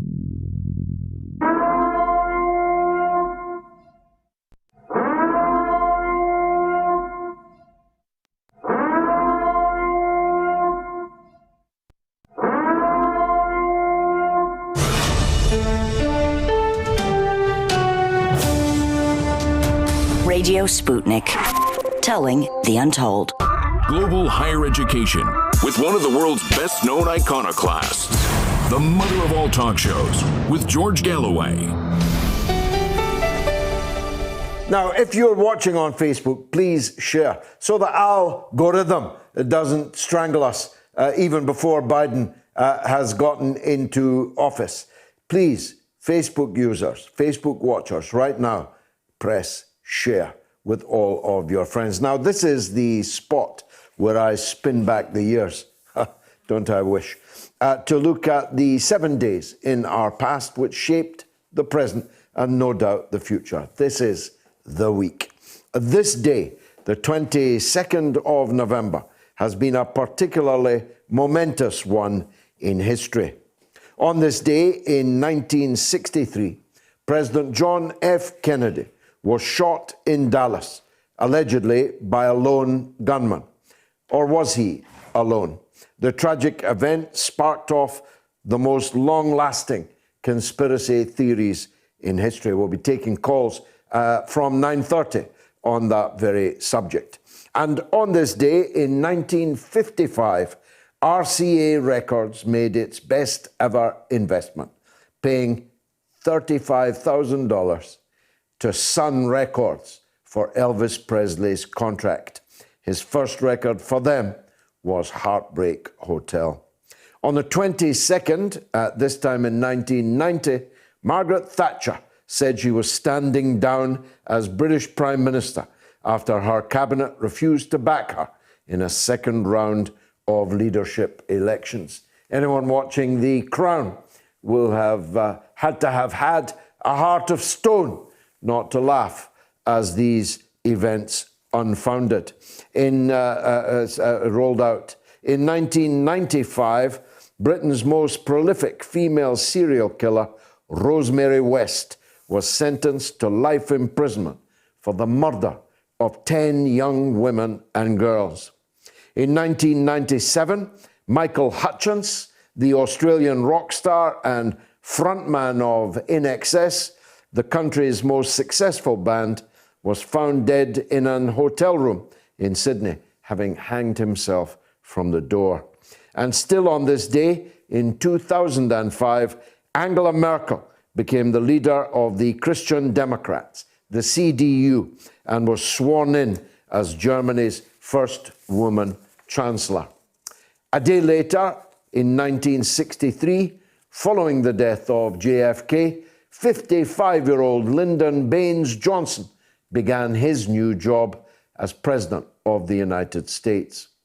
In 1979, Pink Floyd's The Wall was released, selling 6 million copies in 2 weeks. This was also the week in 1947 when the US House of Representatives Committee on Un-American Activities found the Hollywood 10, some of the most famous writers and directors, in contempt because of their refusal to reveal whether they were communists. A day later, the first systematic Hollywood blacklist was instituted, denying employment to American entertainment professionals due to alleged communist ties or sympathies. And a day after the Kennedy assassination, Lee Harvey Oswald, the man accused of murdering President Kennedy, was himself murdered in a Dallas police station, as you do, by someone called Jack Ruby, who was terminally ill and doomed to die in jail.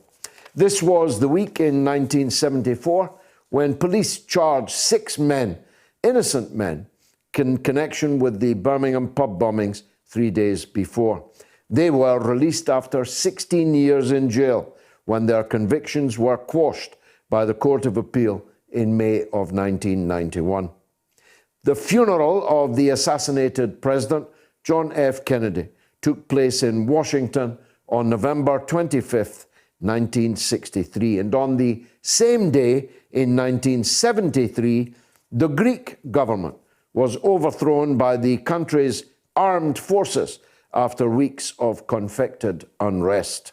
The coup was orchestrated by the head of the fearsome military police, Brigadier Demetrios Ioannidis.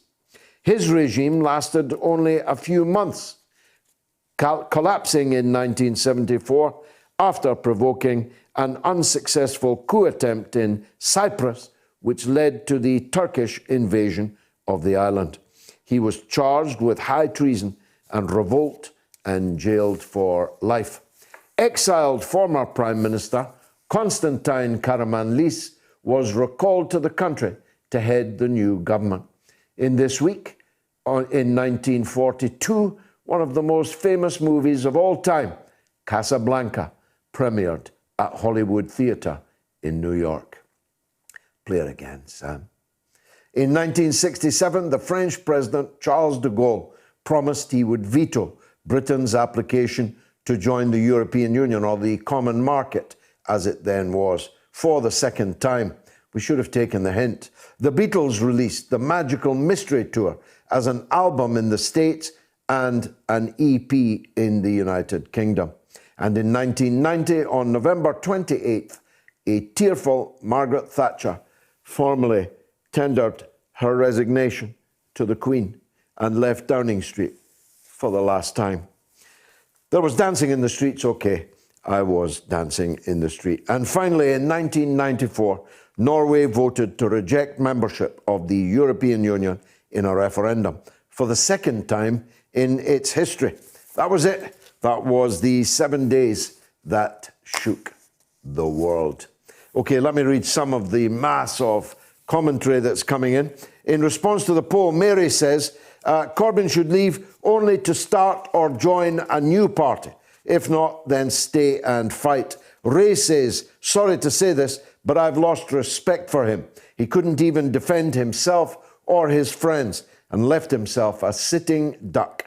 And John says, I don't know. How Corbyn proceeds will tell whether he wishes to remain in solidarity with the oppressed or if he wants to wish away all his work just to say he's a Labour MP. The fact that there hasn't been any resignations from current MPs shows the rest aren't worth their words either. And on the US election, David says, Marx got it correct. The working class versus the money class.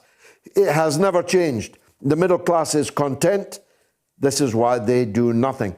And Barry says, Donald Trump is the Rudy of the business world, and Rudy is the Donald Trump of attorneys. And Charlie says, it looks like Trump lost. But is it possible that there was some serious fraud? What does everyone think? And Joanne says, maybe Santa Claus hacked the election because Trump hadn't been a good boy. That's more believable than the communists in Venezuela. More in response to the poll, Tony says, yes, he should leave and form a proper party representing all working class people. Will take a long time and a lot of effort to gain their trust. However, I don't think many people trust any politicians anymore, so it may be the right time. Bang on, Tony. And Paula says, I really hope he quits and fights outside Labour. For him, for his principles and beliefs, and for us, who he inspired into politics.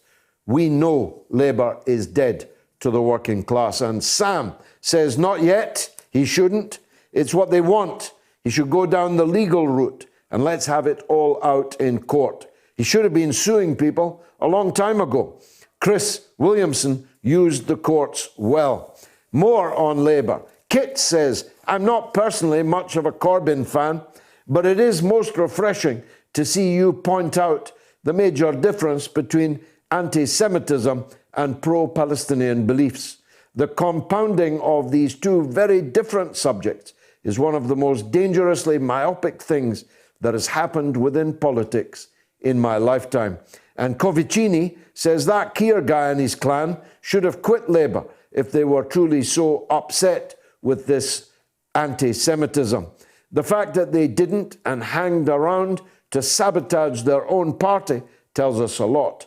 Exactly why Corbyn and his supporters should not hand the party over to them. Sorry, Covicini, they've already got it, and very firmly too, and they won't be shy about using their power. But it is a decent point. If Keith Starmer thought all this about Jeremy Corbyn, why was he asking people in Britain less than 1 year ago to elect him as Prime Minister? And Kelly says, so bizarre how the UK and the USA are experiencing the same things. Corbyn goes down there, Sanders goes down here, both quote-unquote left parties are destroyed. And lastly, Tess says, well, if I were Corbyn, I'd be heading for the allotment and leaving them all to it. And Wendy says, I don't care. Labour are as relevant as the Lib Dems. Julie, though, says he should stay and fight, but I'm afraid he's not really a fighter. And Dan says he should be booted out, not quit. Anyone who gets destroyed by the numpty Boris should quit politics instantly. And Sean says he has destroyed Labour. And Ahmed says Starmer needs to be ousted or the party should split. Brian says, no, I'm a Tory and I don't like the man. But it's obvious from his comments that he has a long and deep attachment to the party. So he should surely stay and fight his corner for as long as he sees Labour as the best political home for him. And Hillary, 2 L's, might be her, who actually cares? Labour is dead to the working class, just a Tory party, Mark II. And Helen says, yes, he should quit. Many members are clinging to Labour through loyalty to him. He's giving them false hope at a time when they need to be fighting the establishment, which Labour is very much a part of. Let's take a call from the Bahamas. Who wouldn't? It's Mike in the Bahamas. Go ahead, Mike. Hey, George. How are you? Good. I wish I was in the Bahamas. It's a nice day today. It's about 27 degrees and sunny. Stop it. Stop it. Go ahead. Okay, what was I going to say? On voter fraud in the U.S. election, there is absolutely no evidence. 30 of Trump's 31 suits have been thrown out of court. There is evidence of them Republicans trying to fix the election with the Senator Lindsey Graham from South Carolina talking to the Secretary of State of Georgia to throw out valid votes. There's also the certification in Michigan of Trump calling 2 Republican legislatures to Washington, D.C. in order to get them to rescind their approval. What about the Russians? Shenanigans seem to have been done by the Republicans. Did the Russians do any shenanigans this time? No, and I didn't do it the last time either. That I don't believe in, but it doesn't mean that just because the Russians weren't involved, that they were in some shenanigans, but apparently it wasn't the Democrats doing it. It's right now we can see it's the Republicans. Do you think any post-election shenanigans? Just help us with this, Mike. Will any of this end up in the Supreme Court? And would Trump be more lucky there, in your view? No, it doesn't appear that it'll get that far. They've got to have some suits, actually. I mean, they're going to have some merit before they'll get there. They're going to produce some evidence. They keep on saying that they have hundreds of pieces of evidence, but they never show it. Mm. Yeah, that's true. I would show it right away. And yes, so would I. And yet the 2 lawyers, the main ones, Sidney, what's her second name? Sidney Powell, is it? Sidney Powell. Sidney Powell and Rudy Giuliani. I mean, they're big players in the legal world. Why are they allowing themselves to go along with this? They blame the Clinton Foundation, George Soros, and Hugo Chavez, who's been dead for 7 years, for fixing the election, and that somehow Venezuela interfered with the Dominion software. I mean, that's just totally unbelievable. That's like UFOs and God knows what. Oh, don't diss UFOs, Mike. All right, it's like lizard people. How's that? Anyway, you think it's over? I think it's over, but I don't think Trump will ever admit it, and he is showing how he doesn't care for the American people by not helping the transition in the midst of a pandemic. It's inexcusable. Yeah, and yet half the people in America think that he was cheated. Well, I can't speak for them, but there's no evidence. I know, but I'm just making the point because it's going to be hard to move on from all this in those circumstances. Well, in this pandemic, we're going to have to, and they're going to have to do something fast. First of all, Lindsey Graham is going in front of an ethics committee for what he did in Georgia. And now what about Trump? Certainly that is a crime, what he did, calling those two Republican legislatures from Michigan to D.C. to put pressure on them. And do you think that... That's certainly a crime. Do you think that the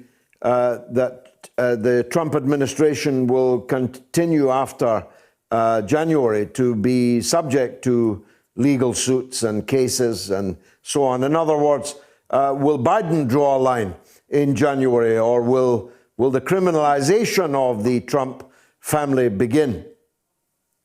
Well, Biden said he wanted to just not pursue Trump, but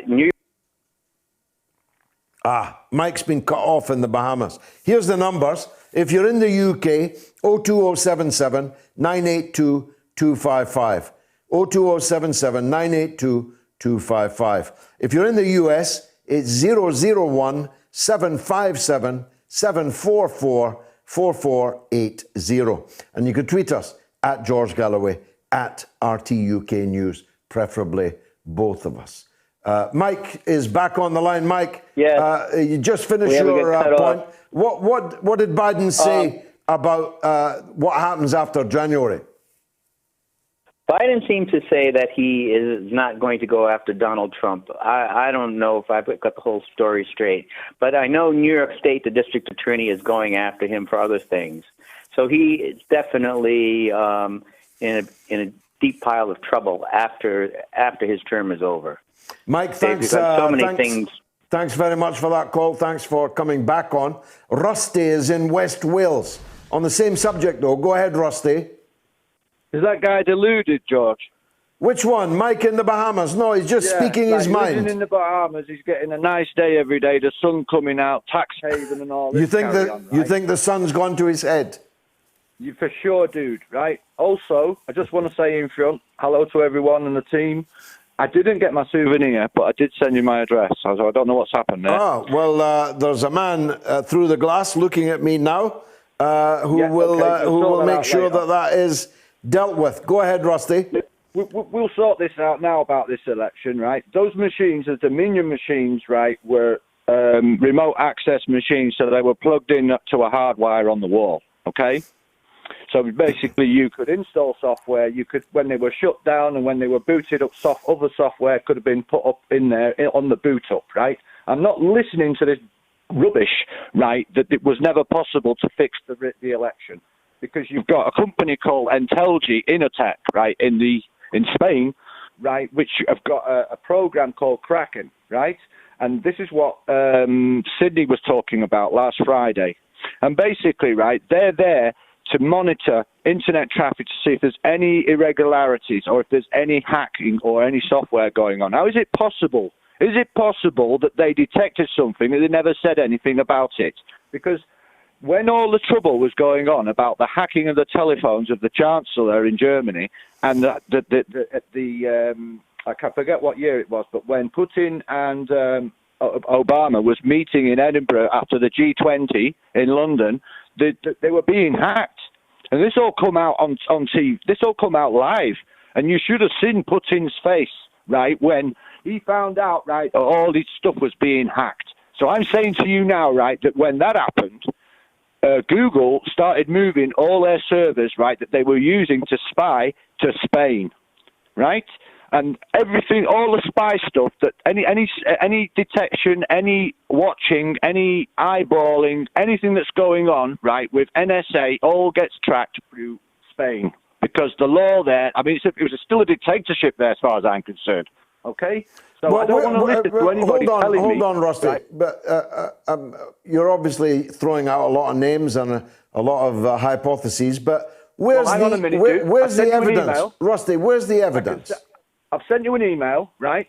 And it actually puts these people in the frame. There was a video posted the other night that puts these people in the frame. And incidentally, Dominion services, right, voting services, moved out of the offices in Toronto only a few days ago. And there was a DC-8, right, flew from the Department of Justice last week to Toronto and flew back, right? That's been detected on flight radar. So there's people watching all this going on. Rusty, so I'm not going to listen to anybody tell me. Hold on. This is all very impressive on the face of it, but why hasn't any of this been produced as evidence in any of the 30 court cases that have all been lost? Well, they're not really lost as such, because basically they're actually putting forward their case, right? I mean, just because they lost them there doesn't matter. It doesn't mean that there isn't going to be a case. You shouldn't just ignore that.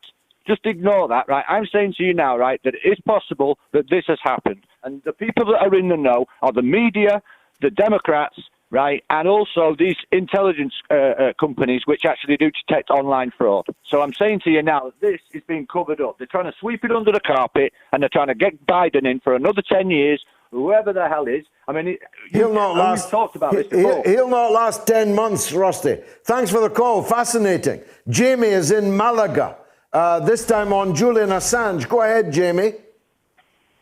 Hello, George. Nice to be on your show. I'm definitely a big fan of yours. Thank you, sir. I'm basically a grassroots supporter for Julian Assange and his release. And whenever I'm in London, I campaign for him. I've got two questions this evening that relate to him. The first is how is it that the UK government are allowed to continue torturing Julian Assange? Why is he held in solitary confinement in a supermax prison riddled with the coronavirus? Why is he not released on bail? He has served his sentence for jumping bail, which he did for good reason due to the threat of extradition. And yet he's continuing to be tortured and held in solitary confinement now for 24 hours a day, previously for the last year and a half, since April 2019, he's been in solitary.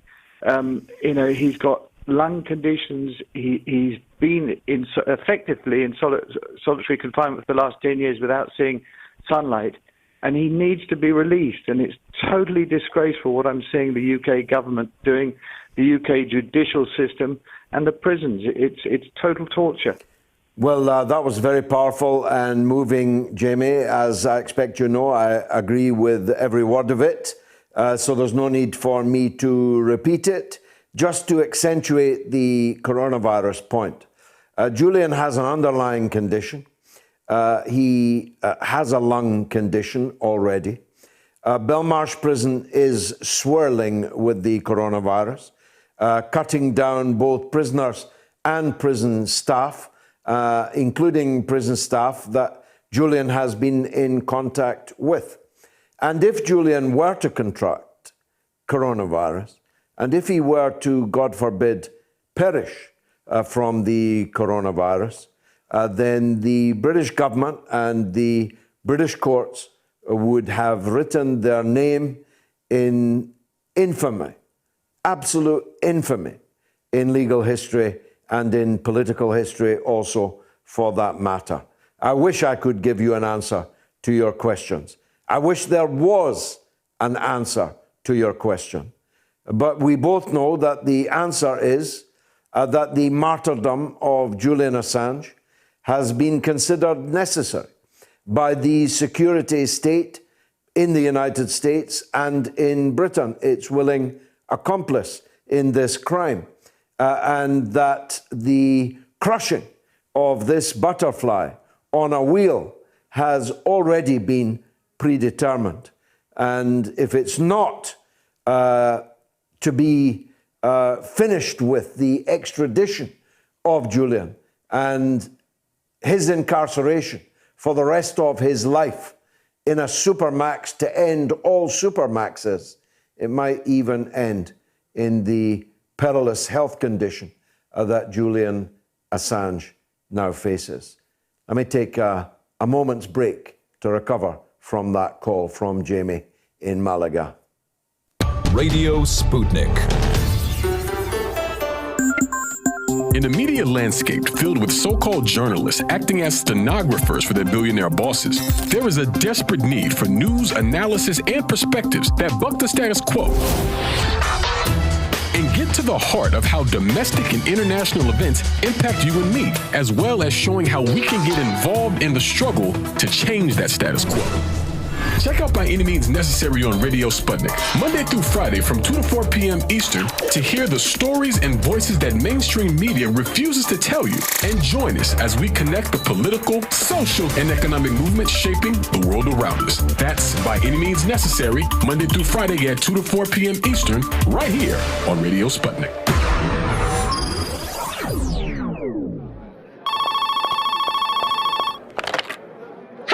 Pizza Express Woking.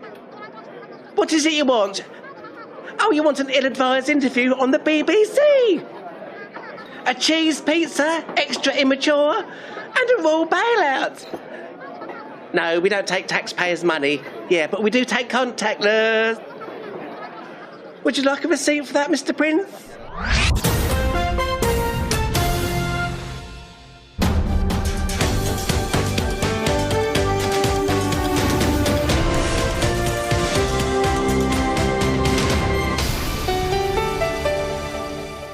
The mother of all talk shows. Join our faculty of legends, contributors, and callers. Everyone is welcome. Okay, the phone numbers in the UK, 02077 982 255. In the US, 001 757 744 4480. Or tweet me at George Galloway, at RTUK News, preferably both of us. The poll's about to close. 1,568 voters. Should Jeremy Corbyn quit Labour? A, yes, 62%. B, no, 31%. C, don't know yet, 7%. So, by 2 to 1, the people think that Corbyn should quit Labour. Let's take the next call. Oswald is in Plymouth on the bullying allegations against the Home Secretary, Priti Patel. Go ahead, Priti. Hi. Sorry, Priti here. It's Oswald. How you doing, George? You okay? I'm good. That's good. Yeah, I wanted to talk about these bullying regulations. Now, it's hypocrisy for the Labour Party to come out and start blaming the Conservative Party for bullying when they've got their own bullying problems in the way they've treated Jeremy Corbyn. However, that to one side, what is Boris Johnson doing backing someone like Priti Patel? She, of course, during the Theresa May administration, she was forced to resign because she was involved with the Israelis, went to the Golan Heights, had a huge conflict of interest, has some very, very right-wing views, extreme views, even for conservative standards, seems to hate Asians, seems to hate foreigners, despite the fact that she's a daughter of immigrants herself, you know, and with the laws that she's proposed, her parents would never have got in the UK, as I said. So my question to you is, what the hell is Boris Johnson doing supporting someone like this? What is in it for her? What is in it for him? Well, all the other things you said, I agree with, but I'm afraid I have limited sympathy for highly paid senior civil servants complaining that their political master is bullying them.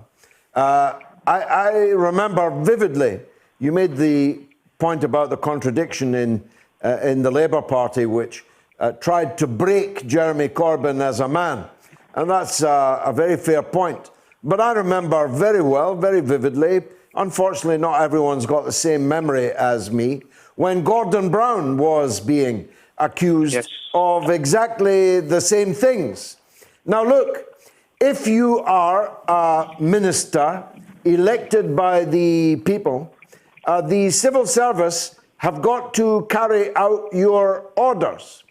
And if they're not carrying out your orders and you get angry with them, that is not bullying, in my view. These are people on salaries, six-figure salaries, some of them 200,000, 300,000 pound salaries, who occupy the highest possible ranks in the civil service. And frankly, they have forsworn the right not to be sworn at by a minister who they are trying to obstruct. Now, you and I both hate Priti Patel, and so we probably hate what her orders were.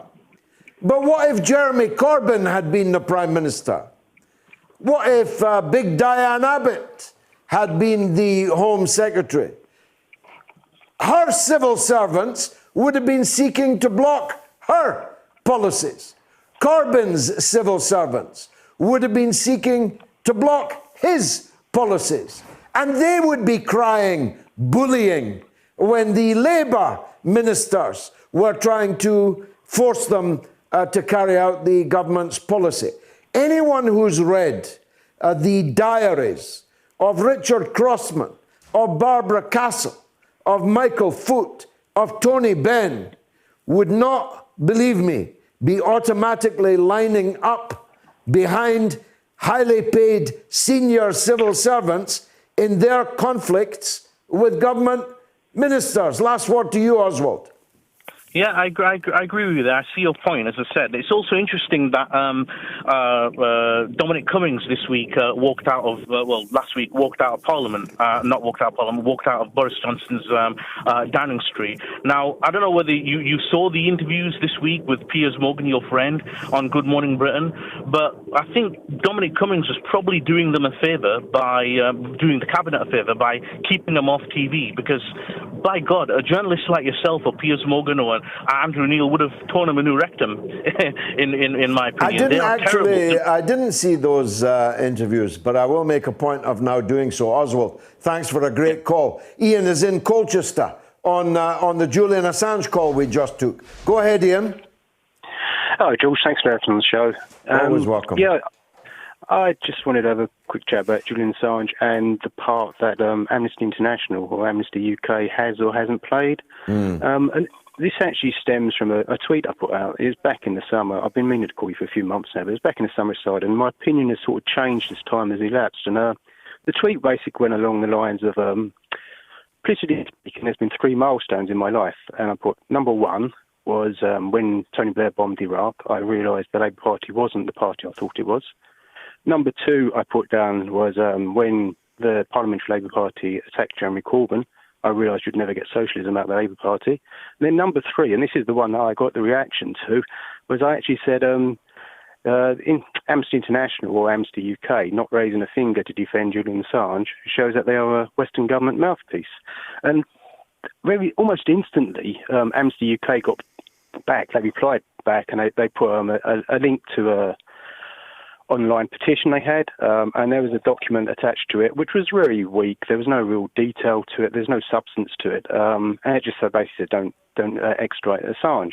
And it very much, that's saying I think one protests too much. It very much seemed to be along those lines. It's almost it was on the shelf ready to go. If anyone complains that they haven't done enough, this is what we send out. It was there within an hour within the tweet, and I just put a quick tweet back saying too little, too late, and that was the end of it.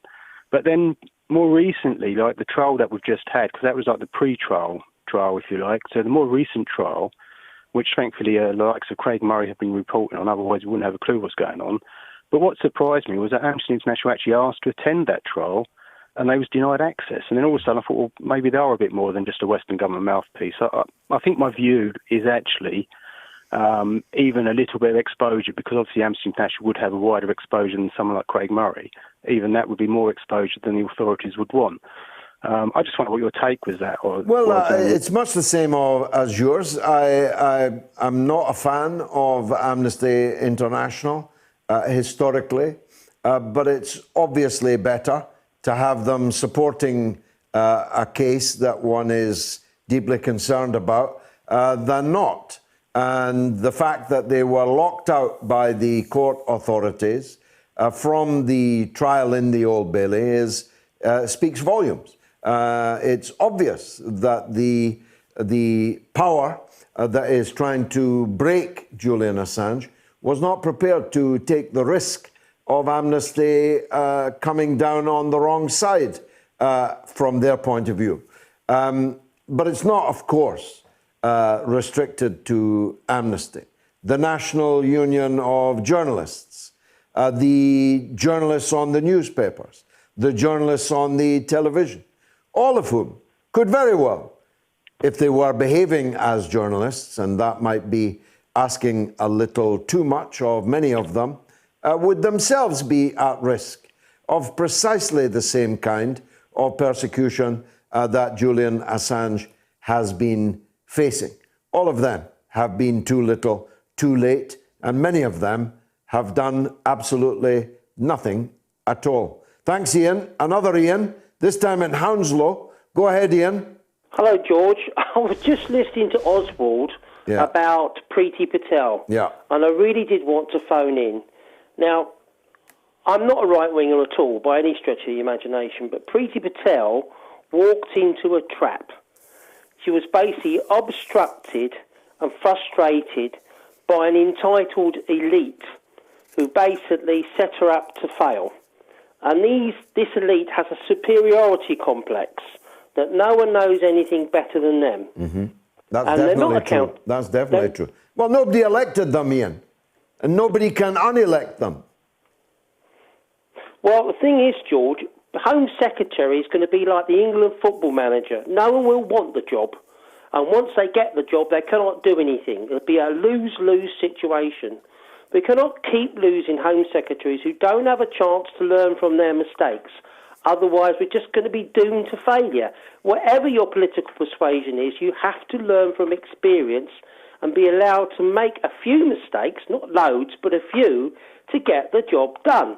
And it's not happening. It's not happening. Well, I think the Home Office is not fit for purpose, as someone famously said when they were Home Secretary. It is far too vast a department, far too vast a remit, with many sometimes conflicting interests within it. But the one thing I know as a scholar of politics from the Second World War until now, there's not much I haven't read, Ian. The one thing I know for sure is that the entrenched Mandarin class of the upper reaches, highly paid civil servants, are not people that anyone progressive, anyone left-wing should be crying any tears about. Because the purpose, as every Labour minister's diaries have shown, beyond contradiction, the purpose of these civil servants at that level is to frustrate those policies which the establishment doesn't like. And it's just not credible. If you're a £300,000 a year permanent secretary and you are falling out with a here today, gone tomorrow minister, that you can cry bullying like you were a young woman in the typing pool who could legitimately cry bullying from her managers. That's bullying. Ordering a highly paid senior civil servant to do what they're told is not bullying, at least not in my book. Thanks very much, Ian, for that call. 02077 982 255 is the number. If you're in the US, 001 757 744 4480. In the next hour, just a minute or two after the news, I'll be interviewing the Right Honourable Norman Baker, a former minister in the Home Office, a man who may or may not take the same view as me on the Priti Patel affair. He was a long-standing Liberal Democrat MP. He's the author of The Strange Death of David Kelly, and he's the executive producer of the film that I am making called Killing Kelly. On all of these things, you're going to want to hear him. He's a great talker, Norman Baker, former MP, still a Privy Councillor. Let's get the news with Jamie Lowe. The mother of all talk shows. The only education you can get for free. Radio Sputnik. We speak your language. Find us at SputnikNews.com.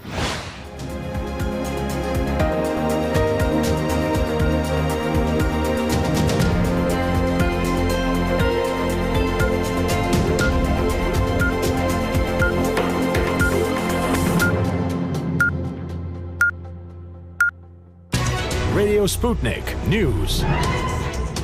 Britain's Chancellor of the Exchequer, Rishi Sunak, has said that there will be no return to austerity when he announces his spending review this week. But he did not rule out a public sector pay freeze. He said that any wage settlements needed to be considered in the context of the wider economic climate, hinting that the government could cap wages. However, Labour warned that this would be a kick in the teeth for frontline workers who provided support throughout the COVID pandemic.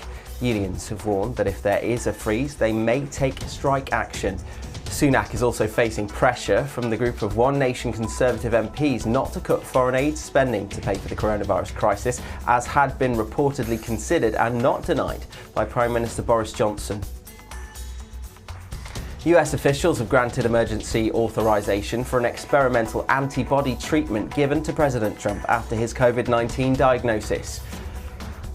The drug developed by Regeneron will be allowed for use in people who have tested positive for the virus and are at risk of severe illness. Studies suggest that the therapy is effective when administered early after diagnosis, the company says. It comes as COVID-19 cases in the country continue to rise. The US has now more than 12 million confirmed cases of COVID-19 infections, with more than 255,000 deaths, according to data compiled by Johns Hopkins University. This is by far the highest death toll in the world. California has become a nighttime curfew in an attempt to curb a surge in coronavirus cases there. The state's latest figures are now worse than the previous peak in August, the Los Angeles Times reported. Across the US, daily death toll linked to COVID-19 has passed 2,000 for the first time since May. The Australian state of New South Wales is to reopen its border with neighbouring Victoria for the first time since July, after coronavirus cases there fell to zero. Victoria, which imposed a tough lockdown after a surge in cases, has reported no new infections since the beginning of November. The state is also relaxing its rules on wearing face masks. Australia has recorded around 900 deaths and 28,000 infections in total. The country has relied on lockdowns, widespread testing and aggressive contact tracing to push daily infections nationwide close to zero. A judge in Pennsylvania has dismissed a lawsuit from the Trump campaign that sought to invalidate millions of mail-in votes in the battleground state. Judge Matthew Brand said the suit, which rested on allegations of irregularities, was, quote, without merit. In the ruling, he wrote that the Trump campaign had sought to disenfranchise almost 7 million voters. This now paves the way for Pennsylvania to next week certify Joe Biden's win. Biden there leads by more than 80,000 votes. The Ethiopian government will not talk with leaders of the northern Tigray region to end the conflict there, an aide to the Prime Minister Abiy Ahmed has said. We don't negotiate with criminals, we bring them to justice, not to the negotiation table, he reportedly said. African leaders have urged the government to meet Tigrayan leaders. The conflict has reportedly killed hundreds and displaced thousands in recent weeks. The UN has warned that it could trigger a humanitarian crisis. A man has been killed by a shark off a popular beach in Western Australia. The attack happened near Cable Beach in the north of the state. The man was pulled from the water but was later pronounced dead. There have been at least 22 shark maulings in 2020, according to an Australian government agency. In southern India, a team of 50 people have helped to rescue a male elephant from a deep well in the village of Dharmapuri. Locals dropped banana leaves down for the elephant to eat as the rescue dragged on through the night. The animal was eventually brought up to the surface upside down as cranes and belts lifted it to safety. And finally, be warned, don't let a moose lick your car. Officials in Jasper, an alpine town in Canada's Alberta province, have put up signs asking motorists to avoid allowing moose to lick the salt from their cars, a treat moose find hard to resist. A national park spokesman said they're obsessed with salt. It's one of the things they need for the minerals in their body. They usually get it from salt lakes in the park, but now they realise they can also get road salt that splashes onto cars. People often park on the side of the road in hopes of catching a glimpse of the moose, letting the animals approach. However, this can pose a serious danger. Allowing a moose to lick from a stationary car can get them habituated with being around vehicles, risking both the animals and the drivers who can accidentally crash into them. Moose and cars are not a good mix, the spokesman said. If you hit the moose with your car, you take the legs out from under it and it's going through your windshield, he said. And while other animals typically run away from humans when they approach, moose will stand their ground and charge if they feel threatened. Park visitors are not allowed to feed, entice or disturb wildlife in Canada's national parks, and violators can face fines of up to $25,000. And that's the latest here on Sputnik News. I'm Jamie Lowe.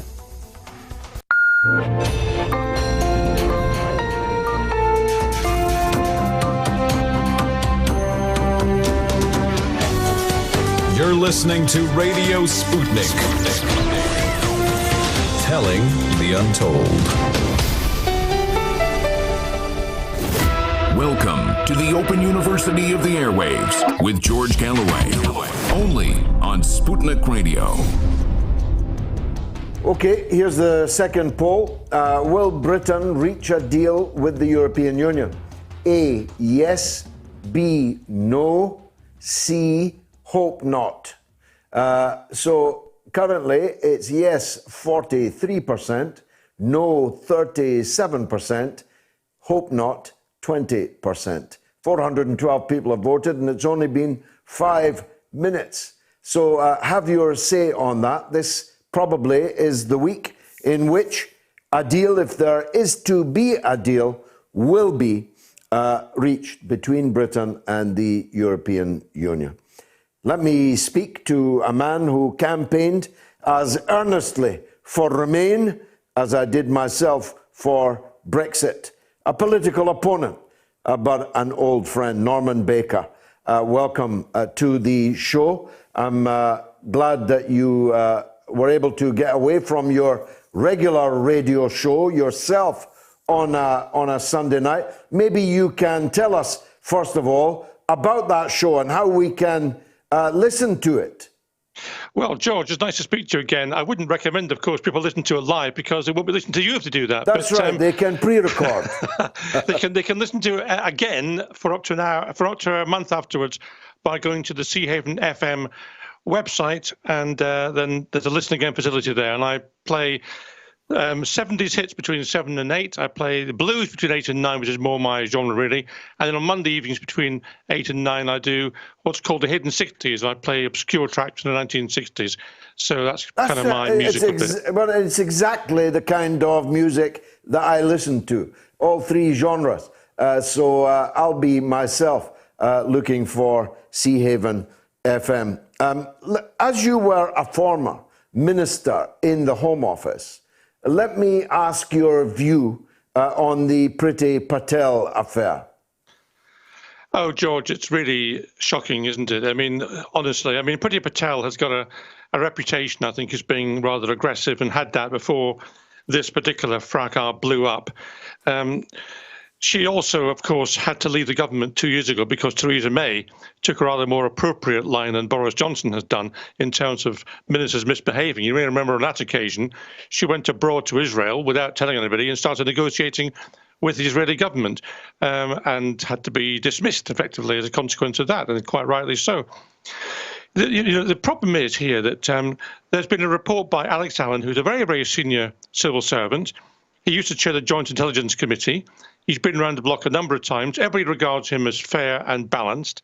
And he recommended very clearly that she had broken the ministerial code. Now, when that happens, I'm afraid you have to go. But Boris Johnson's decided she's going to stay.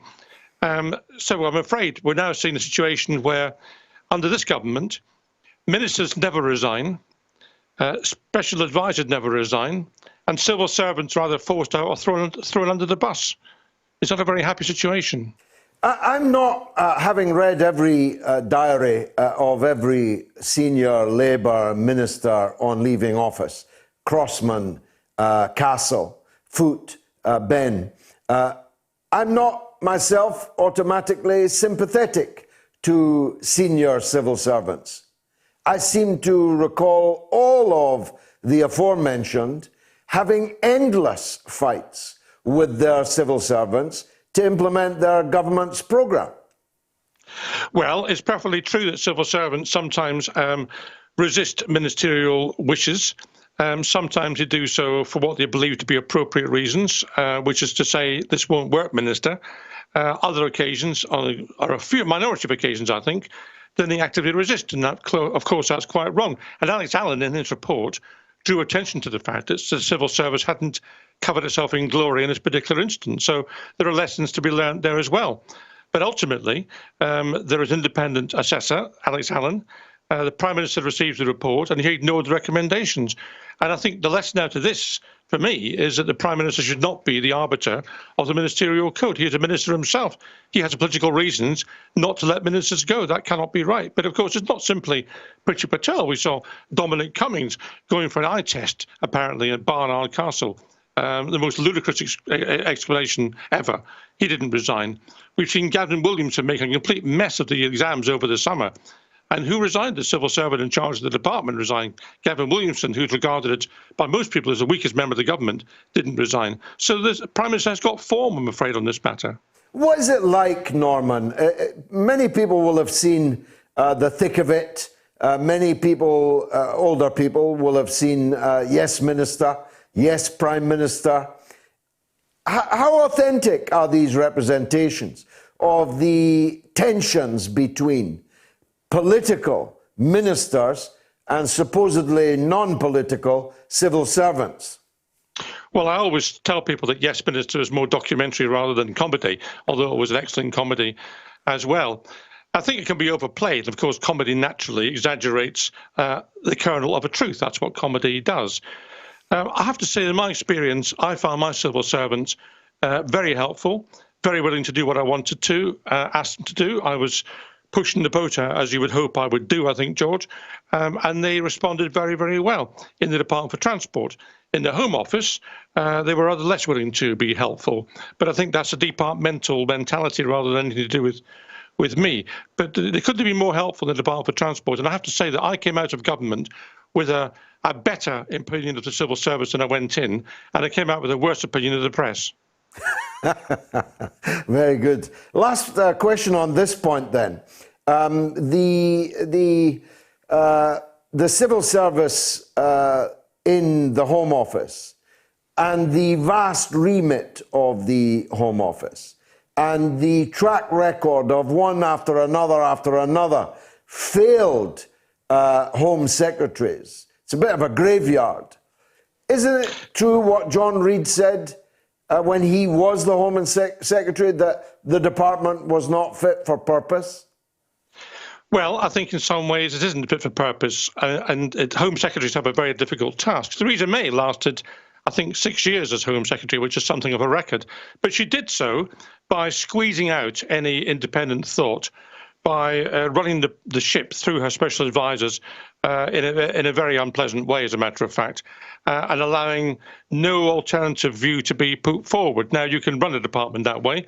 It doesn't actually provide a very satisfactory and helpful outcome sometimes, and it doesn't also generate very much morale in terms of those who are working there. But you can do it. It's not something I recommend, and I don't think necessarily you need to fail as a Home Secretary. It's a more challenging task, but I think with goodwill you can pass. Having said that, the department itself covers a huge expanse of topics, everything from animal experiments through to highly secure matters and to do with the security of the state. So in everything and all points in between. So things are probably bound to go wrong there. But nevertheless, the atmosphere there was pretty toxic. I set this out in my book, of course, Against the Grain, my I'm just about memoir. to say that. I mean, it's a fantastic book. And so let's talk about it. One of the things that you were landed with was relations with the royal family, that if we hadn't read your book, we would have thought that The Crown on Netflix was exaggerating. Well, yes, I think, George, you're talking about my latest book, which is called And What Do You Do? Whereas I was referring to the one before, which is Against the Grain, the memoir. But both of them, in a sense, touch on the royal family. But the Against the Grain one, actually, the way I described it was I went from the sunny beaches of the Department for Transport across the road to outer Siberia in the Home Office, I think was how I described it. My favourite quote about myself, if I may indulge myself for a second, was from it came from an independent journalist on an independent newspaper who said that while I was at the Home Office, I was like the only hippie at an Iron Maiden concert. Brilliant, brilliant. But have you seen The Crown on Netflix? No, I haven't. But I mean, I haven't seen it. But I've read reports of it and so on. But I'm not a great fan of these programs that are neither documentaries nor fiction. I mean, they try to straddle the line. Faction, I think it's called. And I don't think it necessarily works very much. You can't tell what's true and what's not in these programs. I don't know. If you'd watched what I watched last night, it would have cheered you up seeing Mrs. Thatcher being booted out. Well, that would always cheer me up. I could watch that on a loop, I think. I am watching it, actually, on a loop. And Gillian Anderson crying in the back of the limousine will be forever etched in my mind. It's the week, isn't it, Norman, where the deal that people said would never be done will in fact be done? Well, I think there will be a deal of sorts. It will be a very good deal, and it will leave all sorts of loose ends, I suspect. I don't know what it will cover, but on January the 1st, people may find themselves queuing at the airport into the non-EU channel and waiting hours to get into the country. They may find that the telephone roaming charges, which were abolished by the EU, have suddenly come back in. Little things will I think, annoy people. But it's also a question of what kind of deal it is, irrespective of whether you want to stay or whether you want to leave. I mean, I think we must retain our high environmental standards, which partly come from the EU. We must maintain our animal welfare and food quality regulations, and the government appears to be resisting both of those, which is rather worrying. And what we don't want is to have a poor deal with the EU, to scrabble around to try and find a deal with somebody else, and end up with a whole lot of chlorinated chicken and everything else, hormone-infested beef from the US. Well, if you were as old as me, you'd know that Britain had high environmental standards before the EU even existed. That the Clean Air Act in Britain cleaned our air in the 1950s, long before any such newfangled policies came into play on the European mainland. Yes, that's true, George, and it doesn't automatically follow that if we leave the EU, standards will drop. But the government, if you read between the lines as to what's happening in these negotiations, appears to be unwilling to sign up to the existing EU environmental regulations. Now, I find that rather worrying. Why wouldn't they sign up to them? You see, the point, I suppose the point I'm trying to make is that Remainers, like the Liberals, Labour, some in the Conservative Party, quite a lot in the Conservative Party before last December, said that Boris Johnson would never get the Brexit through. And then they said, well, there's not going to be a deal.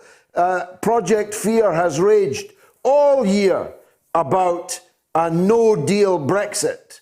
And now you're agreeing with me that there is going to be a deal.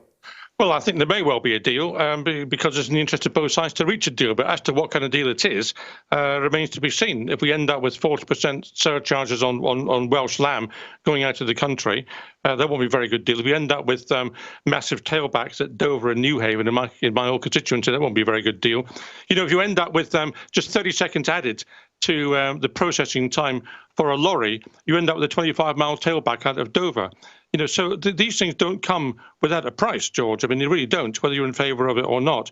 But we'll wait and see what comes out of it. If we end up being an extremely strong nation and it turns out to be in the language of Brexiteers a sort of liberation, and we do all these deals with everybody else and prosper marvellously, then I'll eat my words. But I'm afraid I don't see that coming down the track at the moment. And also, if you're going to have a massive change in our arrangements with our major trading partner at the same time as you've got COVID-19 roaming the streets, that's not a very happy coincidence.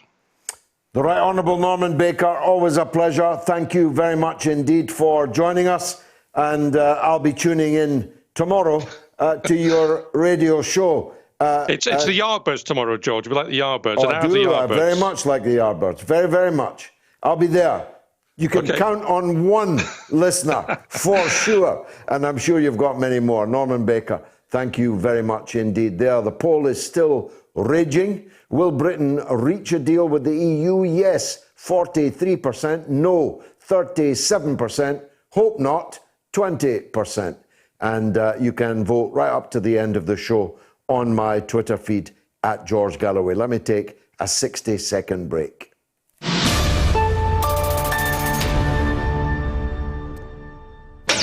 Barnier said in his latest statement, despite the difficulties we face, an agreement is within reach, if both sides are willing to work constructively, if they are willing to cooperate.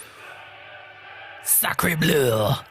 60 billion in les toilettes is the Maginot Line all over again. What shall we do? We have got to get the Englanders of Treasure Island back on track and get them overpaying for our cars again. My union friends, what shall we do? We are running out of options. There is only one thing we can do, mon ami. What we do best. Warning, warning. European Union reversing. Warning, warning. George Galloway and the mother of all talk shows. Join us at the College of Knowledge, where there are no tuition fees. Now, on COVID, Jeff says, capped wages, tell that to the nurses. Clap on Thursdays, stab them in the back, Monday, Tuesday, Wednesday and Friday. And Ollie says, why do they never encourage natural organic foods and herbs, therefore boosting the immune system? Far more effective than some silly mask. And Kit says, although I wouldn't tell anyone else what to do, a compulsory vaccine doesn't wash well with my beliefs in individual sovereignty. It will be my choice whether I get vaccinated or not the government's. And in response to the poll, Ben says, Britain could have made a deal, however, the EU's intransigence means, unfortunately, we never will. And Roy says, Britain has to rejoin the EU on revised conditions. It's good for the UK, the EU, Africa, and the global economy. As a global economy, Britain should not be selfish on a decision that has global economic implications. And Rhiannon says, Johnson can't afford to make a deal, or his hedge fund chums will crucify him. They stand to make a fortune when we crash out with no deal. He has to stay in post until they've achieved their objective. I'll cut that one out and keep it, shall I, Rhiannon? And Enigma says, EU is not interested in an exit deal with the UK. If it did, other EU nations that want to leave the EU might be tempted to leave the Union. Let's go to calls for the rest of the show. Ben is in Hull on COVID. Go ahead, Ben. Hi, you all right, George? I'm good, sir. So recently I've seen a lot of stuff on social media regarding the Coronavirus Act and how it doesn't come under common law and how people are, they're standing up against it. I just want to know what your thoughts on that are. Well, I'm in favour of taking all sensible precautions against catching the coronavirus or passing it on to anyone else. So I obey the law on the coronavirus. What about you? Well, I've been reading up a lot about it, and somebody pointed me in the direction of something posted on the Gov website, which I found, rather alarming.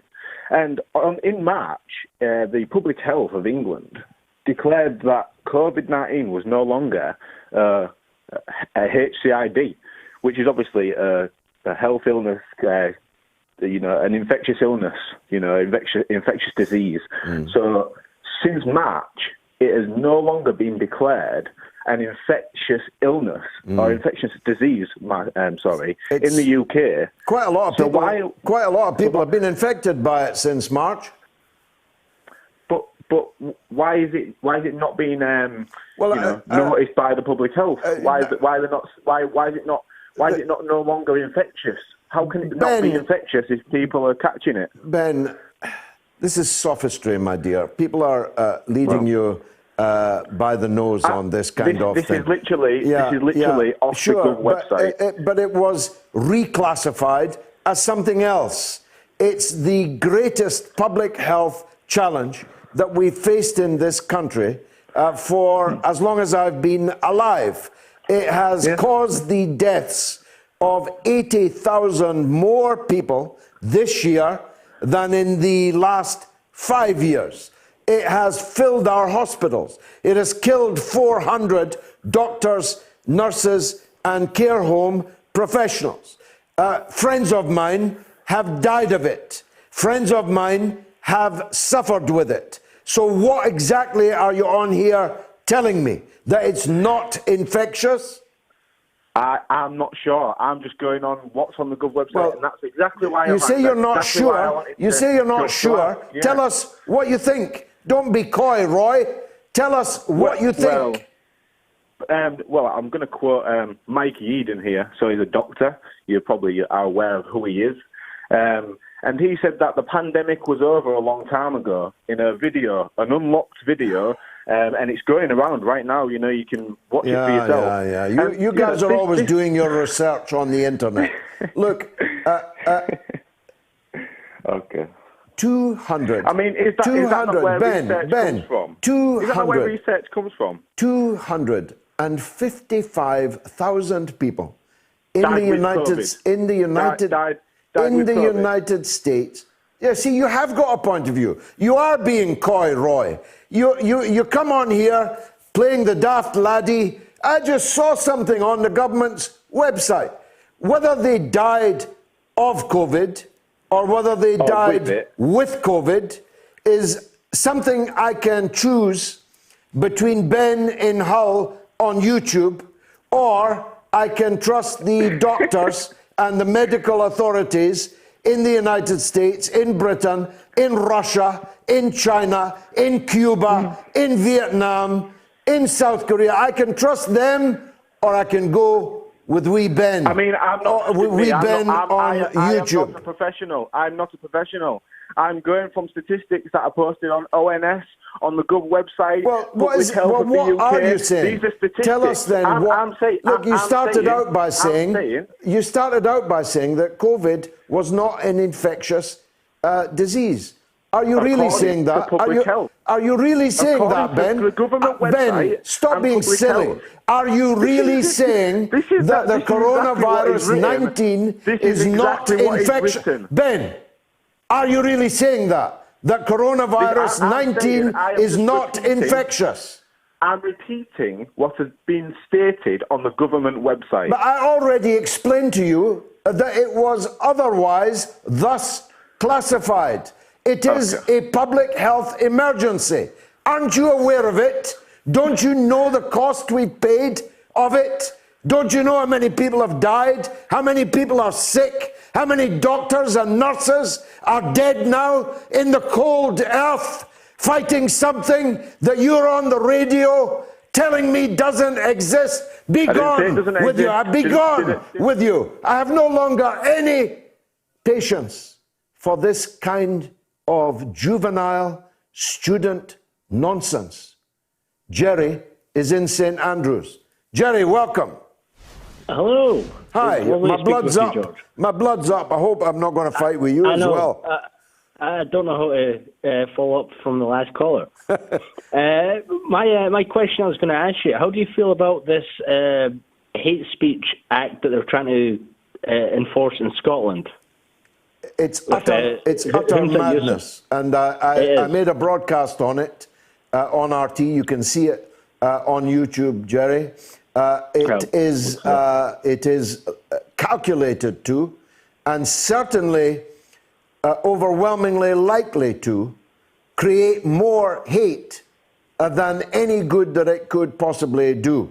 And I pray in aid the Scottish police, the Scottish advocates, the Catholic Church in Scotland, writers, journalists, poets, playwrights, filmmakers, all of whom have said this is a piece of madness, and that the SNP government are continuing on and on and on with it in the face of all this opposition tells me that the SNP have completely lost the plot. Correct. Yeah, unless they're planning on, funding and giving everybody else new keyboards with letters that aren't on them, it's not going to help anything. Not at all. And according to the minister, Hamza Youssef, conversations in private homes will be prosecutable. So if, God forbid, you and your wife and your children had a conversation about me, that you didn't like me because I was a Fenian, because I was a Catholic, I could ask the police to arrest you for that. What kind of madness is this, Jerry? It's ridiculous. Yeah, I'm scared just to even... Well, I'm on the phone with you just now, but I'm scared to just, be able to say anything. Well, well, exactly. And that's what's intended to... That's what's intended to be achieved. There's very little hate crime in Scotland. Scotland is 98% white. There is mercifully little racism of the most potentially violent and hateful kind in Scotland. So what is this hate crime bill going to target? I'll tell you. Two things. One of them, what I've just alluded to, the religious divide in Scotland. The second is the SNP's mania with so-called transgender rights. They have drummed out of the country J.K. Rowling, their most successful compatriot. She's not welcome in Scotland anymore because she doesn't accept that men can become women merely by declaring so. That is hate speech under Hamza Youssef's hate crime bill, misgendering someone, using the wrong pronouns to someone. You'll have them on the phone to the police. What kind of madness is this? Yeah, exactly. I keep getting told I'm not allowed to see colour, even though I can see two different ones right in front of me the whole time. Okay. I don't know how it's going to work out. No, well, they'd be well advised to drop it, and any incoming administration in May in Holyrood really must drop this before it goes any further. Jerry, thanks for the call. Brooke is in Washington on the JFK anniversary. Brooke, most welcome. Hi, how's it going? Good. I'm always melancholy on this date because JFK was somebody very important to me. Yes. We had his picture on our wall. He was the first Irish Catholic, the only, to be president of the United States. Therefore, in my house, he was a revered figure. And I loved how he looked and how he sounded, and I learned off by heart his inaugural address. And then on this day, my father came out and told me, I was playing in the street, and told me that the president had been killed. And I wept at the age of 9. And every year when I think about it, I feel like weeping again. Over to you, Brooke. Oh, thanks. Yes. Yeah, definitely. He moved everybody in a way that I don't think anyone had until that point. So I totally agree with you. Now, keep in mind, I wasn't born yet for another 13 years almost. So definitely before my time. The reason I was calling related to Kennedy was to discuss just a theory that I've had for, a little bit over 20 years, partly influenced by, the movies by Oliver Stone, the JFK movie, and later on the Nixon movie in the 90s. My view is that the people who participated in the Bay of Pigs fiasco had a lot to gain. Oh, maybe not necessarily gain, but like they had plenty of reason. Revenge, yeah. Revenge. Basically. Motive. So looking at 7 quick points, I'll try to make this as quick as I can. I know there's other callers. But Cuba's capitalist government was overthrown in 1958-59. The elite left the country primarily for the U.S. Point 2 is that the communist revolution in Cuba was still fresh in 1960, when Cuban exiles cooperated with the CIA to plan a covert invasion to retake their homeland in what would be known as the Bay of Pigs invasion. The U.S. government would provide arms, transportation, intel, and aerial support to the invading Cuban expatriate army as it retakes rule from Fidel Castro's new, quote, usurper regime. Point 3 is that the personal differences between President Kennedy and CIA Chief Allen Dulles results in the mishandling of intel between the intelligence community and the ground troops participating in the invasion. This, in effect, results in no aerial support by the U.S. to the Cuban invading army. When it reached the coast of Cuba, the invading troops were outnumbered, outgunned, and therefore easily overtaken by Castro's forces. And those that are, quote, fortunate enough to actually survive are humiliated. Point 4 is that Fidel Castro's regime, fearing another possible invasion, requests Soviet aid to repel future U.S. attempts at the assassination of Fidel Castro, as well as other direct military affronts. The Soviet leadership introduces the idea of a nuclear defense facility on Cuban soil, which would likely prevent such additional affronts, resulting in the Cuban Missile Crisis of '62. This crisis unfolds in 13 days of the most intense standoff between Kennedy and Khrushchev, including the possibility of nuclear war, until the Soviets abandoned the nuclearized Cuba plan, as well as any nuclear armament nations in the Western Hemisphere by the Soviet Union. However, the desired effect of no more U.S. or Cuban-American invasion attempts against communist Cuba is also achieved on hindsight. Point 5 is that with the removal of the possibility of any meaningful attempt at regaining their homeland under Kennedy's watch, Cubans within the U.S. become angered at the president, some possibly having been survivors of the Bay of Pigs fiasco, people that would view themselves as having been betrayed, that Kennedy is a traitor to them. It is even conceivable that some might bear so much bloody anger at losing their homeland, anger at losing their wealth, anger at Kennedy for backing off of Cuba, which is only 90 miles from the U.S., that the anger could be irrational enough to involve an actual attack against them. Keep in mind that the survivors of the Bay of Pigs invasion attempt are military experts in their own right, having been trained by the U.S. Armed Services, as well as the intelligence community.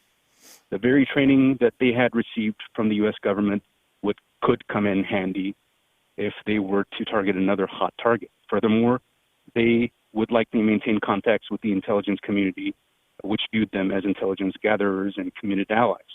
Even possible is the idea that if another affront against Castro were to arise someday in the future, that his replacement would come from a known cooperative within the Cuban community. Obviously, in November 22nd, '63, Kennedy is assassinated. 24-year-old Lee Harvey Oswald is accused and arrested. Oswald, with an admittedly very shady past for that time, still refers to himself as a patsy, implying that he was framed, which is not that typical for a psychotic killer, from what I know, in my own opinion. Now, keep in mind, point 7, if this is all true, then the Warren Commission and its investigators would have, at some point during their investigation of the Cuban angle, concluded that A, the U.S. plotted an invasion of Cuba, an ex-ally, B, the invasion failed directly because the U.S. government failed in providing adequate support, C, this resulted in the USSR trying to form a nuclear defensive shield around Cuba, D, Kennedy's administration, in an effort to ameliorate the situation, backed off from Cuba and even gave away a base in Turkey to the Soviets, the very government aiding Castro. Well, I need to stop you both because of the hour and because that is a factual error. They didn't give away a base in Turkey to the Soviet Union. They took their own nuclear weapons out of that base in Turkey and no longer threatening the Soviet Union. I agree with all of those points that you've made, Brooke. I think they are part of the mix, but they're not the whole story. I did a big show on the Kennedy assassination just a month or so ago. It's available on my Patreon page. You can go to it, to George Galloway Patreon page, and you can listen to expert testimony from people who think, like you and like me, that the Warren Commission was a gigantic cover-up, that Lee Harvey Oswald did not kill Kennedy, and that Kennedy was killed by a conspiracy involving, among others, the very forces that you have just adumbrated there. Let me go to Sean in Lanarkshire in Scotland, partly because I can't visit him. I'm not allowed to drive into Lanarkshire, Sean. In fact, when I cross the border on Thursday, I'm not even sure I'll get into Scotland. Go ahead. How you doing, George? I'm good. Thanks for getting us on again. You're more than welcome up here in my book. Don't worry about it, brother. Thank you, sir. John, I wanted to use this weekend, which is the centenary of the Bloody Sunday massacre in Croke Park. Yes, the original Bloody Sunday, yeah. Indeed, yes, the 21st of November 1920. Yeah. And for your listeners, that's the incident where the British Army and the Black and Tans went into a Gaelic football match and indiscriminately opened fire on the crowd. They killed 14 civilians and more than 60 were wounded, men, women and children. Churchill declared them as gallant and brave, but I'd like to remember all those who have died in massacres since and use this weekend to remember those of Miley, Jallianwala, North King Street, Ballymurphy, Bloody Sunday in 72, and probably more pertinent to what we've got today, it would seem that the Australian SAS are training to conduct massacres by bloodying their troops. So I'd just like to remember all those innocent men, women and children murdered by empire and forces for doing nothing more than living their lives in the wrong place. Amen, Sean. Beautiful call and very well made points indeed. Let's go to Robert in London. Robert, welcome. Gigi. Yeah, thank you, Gigi. It's the first time speaking to you. I'm so happy. Welcome. You're most welcome, Robert. Yeah, thank you. There's a situation here that I would like to explain to you, which is very important for all the people in Britain. Yeah, these days, the scientists, they don't have a clue what is happening. And the coronavirus is very real. The people, they don't understand what is happening in the world at the moment. These days, scientists doesn't have nothing to do with, they don't know what is going on. The doctors don't know what is going on. The coronavirus is a real disease. It's an illness coming from the sun. It's not from the China, it's not from India, it's not from America, it's not from nowhere. It is from the sun. It's an airborne disease. And in fact, all diseases, all illness are spiritual anyway. And Gigi, I know that you are a man of God, so on this subject, I want to take God's side out of the situation. We just want to talk about health advice. You're always welcome to talk about God with me. There's not many places nowadays that you are welcome to talk about God. Robert, because of the hour and the number of callers, I'm going to have to cut you short. Don't be a stranger. Come back again earlier in the show. Let's go to Stephen in Glasgow. Go ahead, Stephen. Hello there, George. Yes. Good time of day to you, whatever time of day it is for you. I just wanted to touch... 9:45 at night and I'm nearly finished, so go ahead. Good night to you then. Well, I just wanted to touch on a point you made earlier about the hate speech bill. I'm someone who's kind of historically always supported the SNP. I was pro-independence and whatnot. Still am. But I really did find myself virulently agreeing with you in the point about, I've watched, Rangers fans singing about wading in my blood. I have seen orange marches, almost every other month at least. At no point did it even occur to me to go, I want to curtail this. I want to do away with this. These people don't have the right to do this. I mean, basically, I think, you have the right to tell me that you are an intolerant bigot. I think it's excellent that you can reveal to me that you have a problem with my existence or religion or what have you. As far as it goes, I think that's actually a really good thing, all the poisons that lurk in the mud hatch out. Why is the SNP pushing on with this, Stephen? They must know that it could only lead to the kind of trouble that we both already know that it will lead. They must know the breadth of the opposition to it. Is this Hamza Yousaf's personal pet project, or is this deeply embedded in the SNP? I would argue for the latter. I think that there's a terrible kind of homogeneity around the left and the right now, where if you believe in a certain thing, if you're left or right, you have to buy into all the baggage. You have to buy into the whole thing, the trans thing that you were mentioning earlier. I mean, that'll be the main thing, by the way. That would be the greatest number of calls to the police. I mean, you only got to look at social media to see it. J.K. Rowling, two West End theatre writers have just refused to appear on stage at a presentation with J.K. Rowling.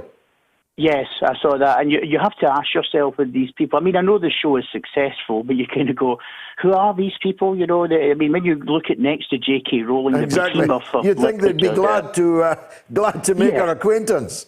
Yes, you think they'd be quite gracious, actually, and go, oh, my goodness, thank you for lending your support or whatever, And J.K. Rowling, incidentally, George, who was very, very recently, astonishingly recently, the great figure of the left and whatnot, is now suddenly absolutely ostracised. She's been non-personed, Yeah, absolutely. She has been non-personed. The most successful person ever to come out of Scotland. Now, somebody paid for an ad outside a railway station which merely said, I heart love JK. And they took it down. The railway authority took it down. What a dreadful Nazi statement to have the word love in it, Exactly. Absolutely appalling. Something should be done. The number one crime rate will be on misgendering people. That is to say, not accepting that someone is a woman because they said they were. Yes, and I don't know about you, George, but as someone who's been very, very left-wing all my life, I am ashamed of the left now. I really am. Yeah, me too. It's a complete... a friend of mine, Paul Embury, has just produced a tremendous book looking at the ways in which the left fell out of love with the people. They lost confidence in the people and had to try and abolish them and appoint a new one. The descent of the left into identity politics, race, sex, gender, sexuality, orientation, and so on. They became the gods, where once the gods of the left were the fight against war, famine, pestilence, disease, bad housing, poor education, all the things that are now almost never talked about by the same people that are obsessing on these other identity politics issues. Stephen, you and I have got a lot in common. We need to get together. We need to get together.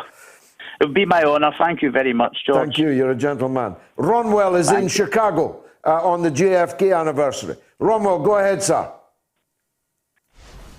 Hello, George. I'm glad to speak with you there. And you, sir. Go ahead. Now, I think I know who killed JFK, I think it was the CIA and Mossad who killed John F. Kennedy. My theory is, I think they built a large secret nuclear weapons facility in Dimona. Once they are discovered, JFK was determined to stop them from developing their own nuclear weapons. He repeatedly pushed Ben-Gurion to allow weapon inspectors to do Dimona. 2 years later... What evidence have you got of Israeli involvement in the killing of Jack Kennedy? The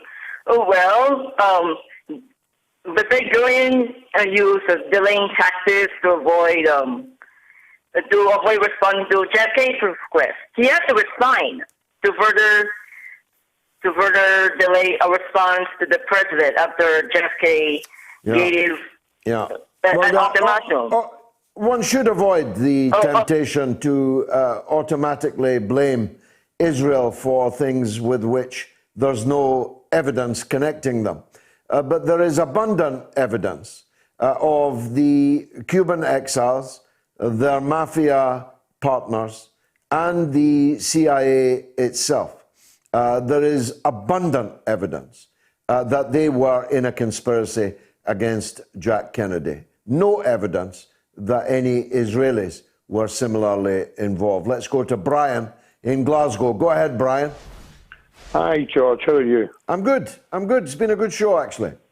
It has been very interesting. Thank you. George, I see you're all talking about the madness of the SNP and this hate legislation. Yes. I'm sure you'd agree it sort of get filtered into the media after the Telegraph article where they were interviewing sections of the Queen's Council in Scotland and also the Scottish Police Federation, if you remember that. I do, yeah. The Faculty of Advocates, Scottish Police Federation, the Catholic Church, and many other social organisations are all against this measure.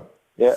Okay, George, now, I contacted all these agencies after that to rub it in because it's already a matter of documentation. In fact, maybe when you come up to campaign and the broader scale of these events, these are relevant. I created documents interacting with Police Scotland over the efficacy, i.e. directly, that the hate legislation, family law and also child legislation is all incompatible with ECHR, and therefore legislation is fraudulent at the point where it sought royal assent. Because you're asked to declare whether the bill is compliant with ECHR. They don't have legal advice. You also see this tying in, and I've sent this off to my contact in Police Scotland about the fact that the inquiry into Alex Salmond, the issue of legal advice, and the Chief Prosecutor's got a conflict of interest in that because the separation of powers. But I already pointed out that his wife is already a judge when his organisation prosecutes. There is so many issues that SNP and previous, and George, it brings to this point about being a legislator. I want to go on the basis of madness, the SNP. Well, we already bought into madness. Fatherhood was taken out of natural law 142 years ago, and not having fatherhood in natural law means the law does not reflect humanity. Until that's discussed with QCs, we will not get an honest about the rule of law that's been abused, which does not benefit us all. Okay, Brian, many thanks for that. The hour is so late, I must race on. Alan says Britain will reach a deal with the EU. The thing is that deal will be done under EU terms, just like the trade agreement between the UK and Canada. Nothing will have changed. Years of uncertainty, division and money wasted. And Richard says, George, what are you talking about? Margaret Thatcher was the best Prime Minister we've ever had and probably we're ever going to have. She wouldn't stand for the current political climate like you, but no need for what you said about her. And I hope you will apologise live on air. Sorry to disappoint you, Richard. Alfie says, how can you be against a bill intended to reduce hate speech? Because it's a bill that will increase hate, Alfie. Georgie says, as we both know, COVID-19 is serious. My workmate died of it on the first wave. He was a nurse. He was terrified. And this guy in Hull tarnishes his memory. And Barbara says, on the Priti Patel affair, If you get away with a little bit of bullying, it doesn't stop there. Remember, Pretty is a woman who wanted to bring back the death penalty. Yep, Pretty in character, she certainly is not. Here's Kurt in Germany on the US election. Kurt, welcome. Yes, thank you very much for having me. I'm a great admirer of you because you interviewed Saddam Hussein in the last time he was there. I'm a bit nervous, I'm sorry. It's all right, take your time. There is a rule of law and a rule of the media, and they are building up a case, and everybody says they have no proof. My question is, or my remark is, how much fraud is acceptable? I listened to what the governor of Georgia said. He said that they had these recount of votes, but they changed the rules. For example, in Michigan, that you don't have to compare the signatures. So what the Democrats did, they changed the voting laws, and that's not fraud, but is that allowed according to the federal law? So all these cases finally will end up at the Supreme Court. So this case, or this whole thing, finally will end up at the Supreme Court. And when you read the Constitution, what Hamilton says, it's not by incident that there is a time between the election in November and the time when the council, the inauguration, the electoral college in December, because everything has to be investigated, and by now Biden has not 270 electoral votes, and everybody speaks about that he is the president-elect and the office of the president-elect, but that is not so, and you know that because Biden doesn't start proceedings, because when he does it, he will lose it. Just this weekend, it's very silent. So I'm not sure he knows where he is. Kurt, thanks for the call. I need to go because there's a legend on the line. It's the lovely Norma in Bristol with a recommendation. Go ahead, Norma. Hello, George. Norman Baker was talking about these famous groups on his radio program, and it was funny because I wanted to just talk about the punk era. That's a good idea, actually. We haven't done that. No, well, I saw this film this afternoon about Ian Drury's life. It was pretty complex, but he was a unique entertainer, basically. He was, absolutely. I was a big fan of his. Well, yeah, he brought back. I had two tearaway sons at the time, teenagers, and it brought back these memories about 40 years ago, I think. But his rhythm and the fact that there was no hypocrisy in him, it was a bit violent, but, he was sad, and he was great in lots of ways. Well, he was always threatening to hit you with his rhythm stick. Yeah, I know. At least he did it with tongue-in-cheek, at least I hope that's what it was. But the punk era was another, just like the Beatles and the Mersey beat phenomenon and so on, it was another British invention. It was an expression of working class culture in Britain. It never appealed to me. I was a mod, so seeing someone with safety pins in their nose and wearing bin bags was never going to appeal to me. But when you think back at some of the acts and some of the energy, if you like, that there was in the punk era, it does deserve a discussion on the mother of all talk shows. We'll do that, Norma. Last word to you. And it just brought out the rebellion in me because I've had a very hard week. I've been very tense, and I thought, oh, good old Ian Drury, Well, I'll tell you what, they could have played God Save the Queen by the Sex Pistols at the end of last night's episode of The Crown, and the whole country, by and large, would have been cheering it. If if you watch The Crown, if even half of it is true, it's frankly astounding that we've still got a monarchy at all. And I'm not sure that Prince Charles is going to do the institution much good. He'd be better skipping it and handing it over to Prince William if they want to maintain the institution. Norma, thanks as always. A brilliant suggestion. It's been marvellous for me.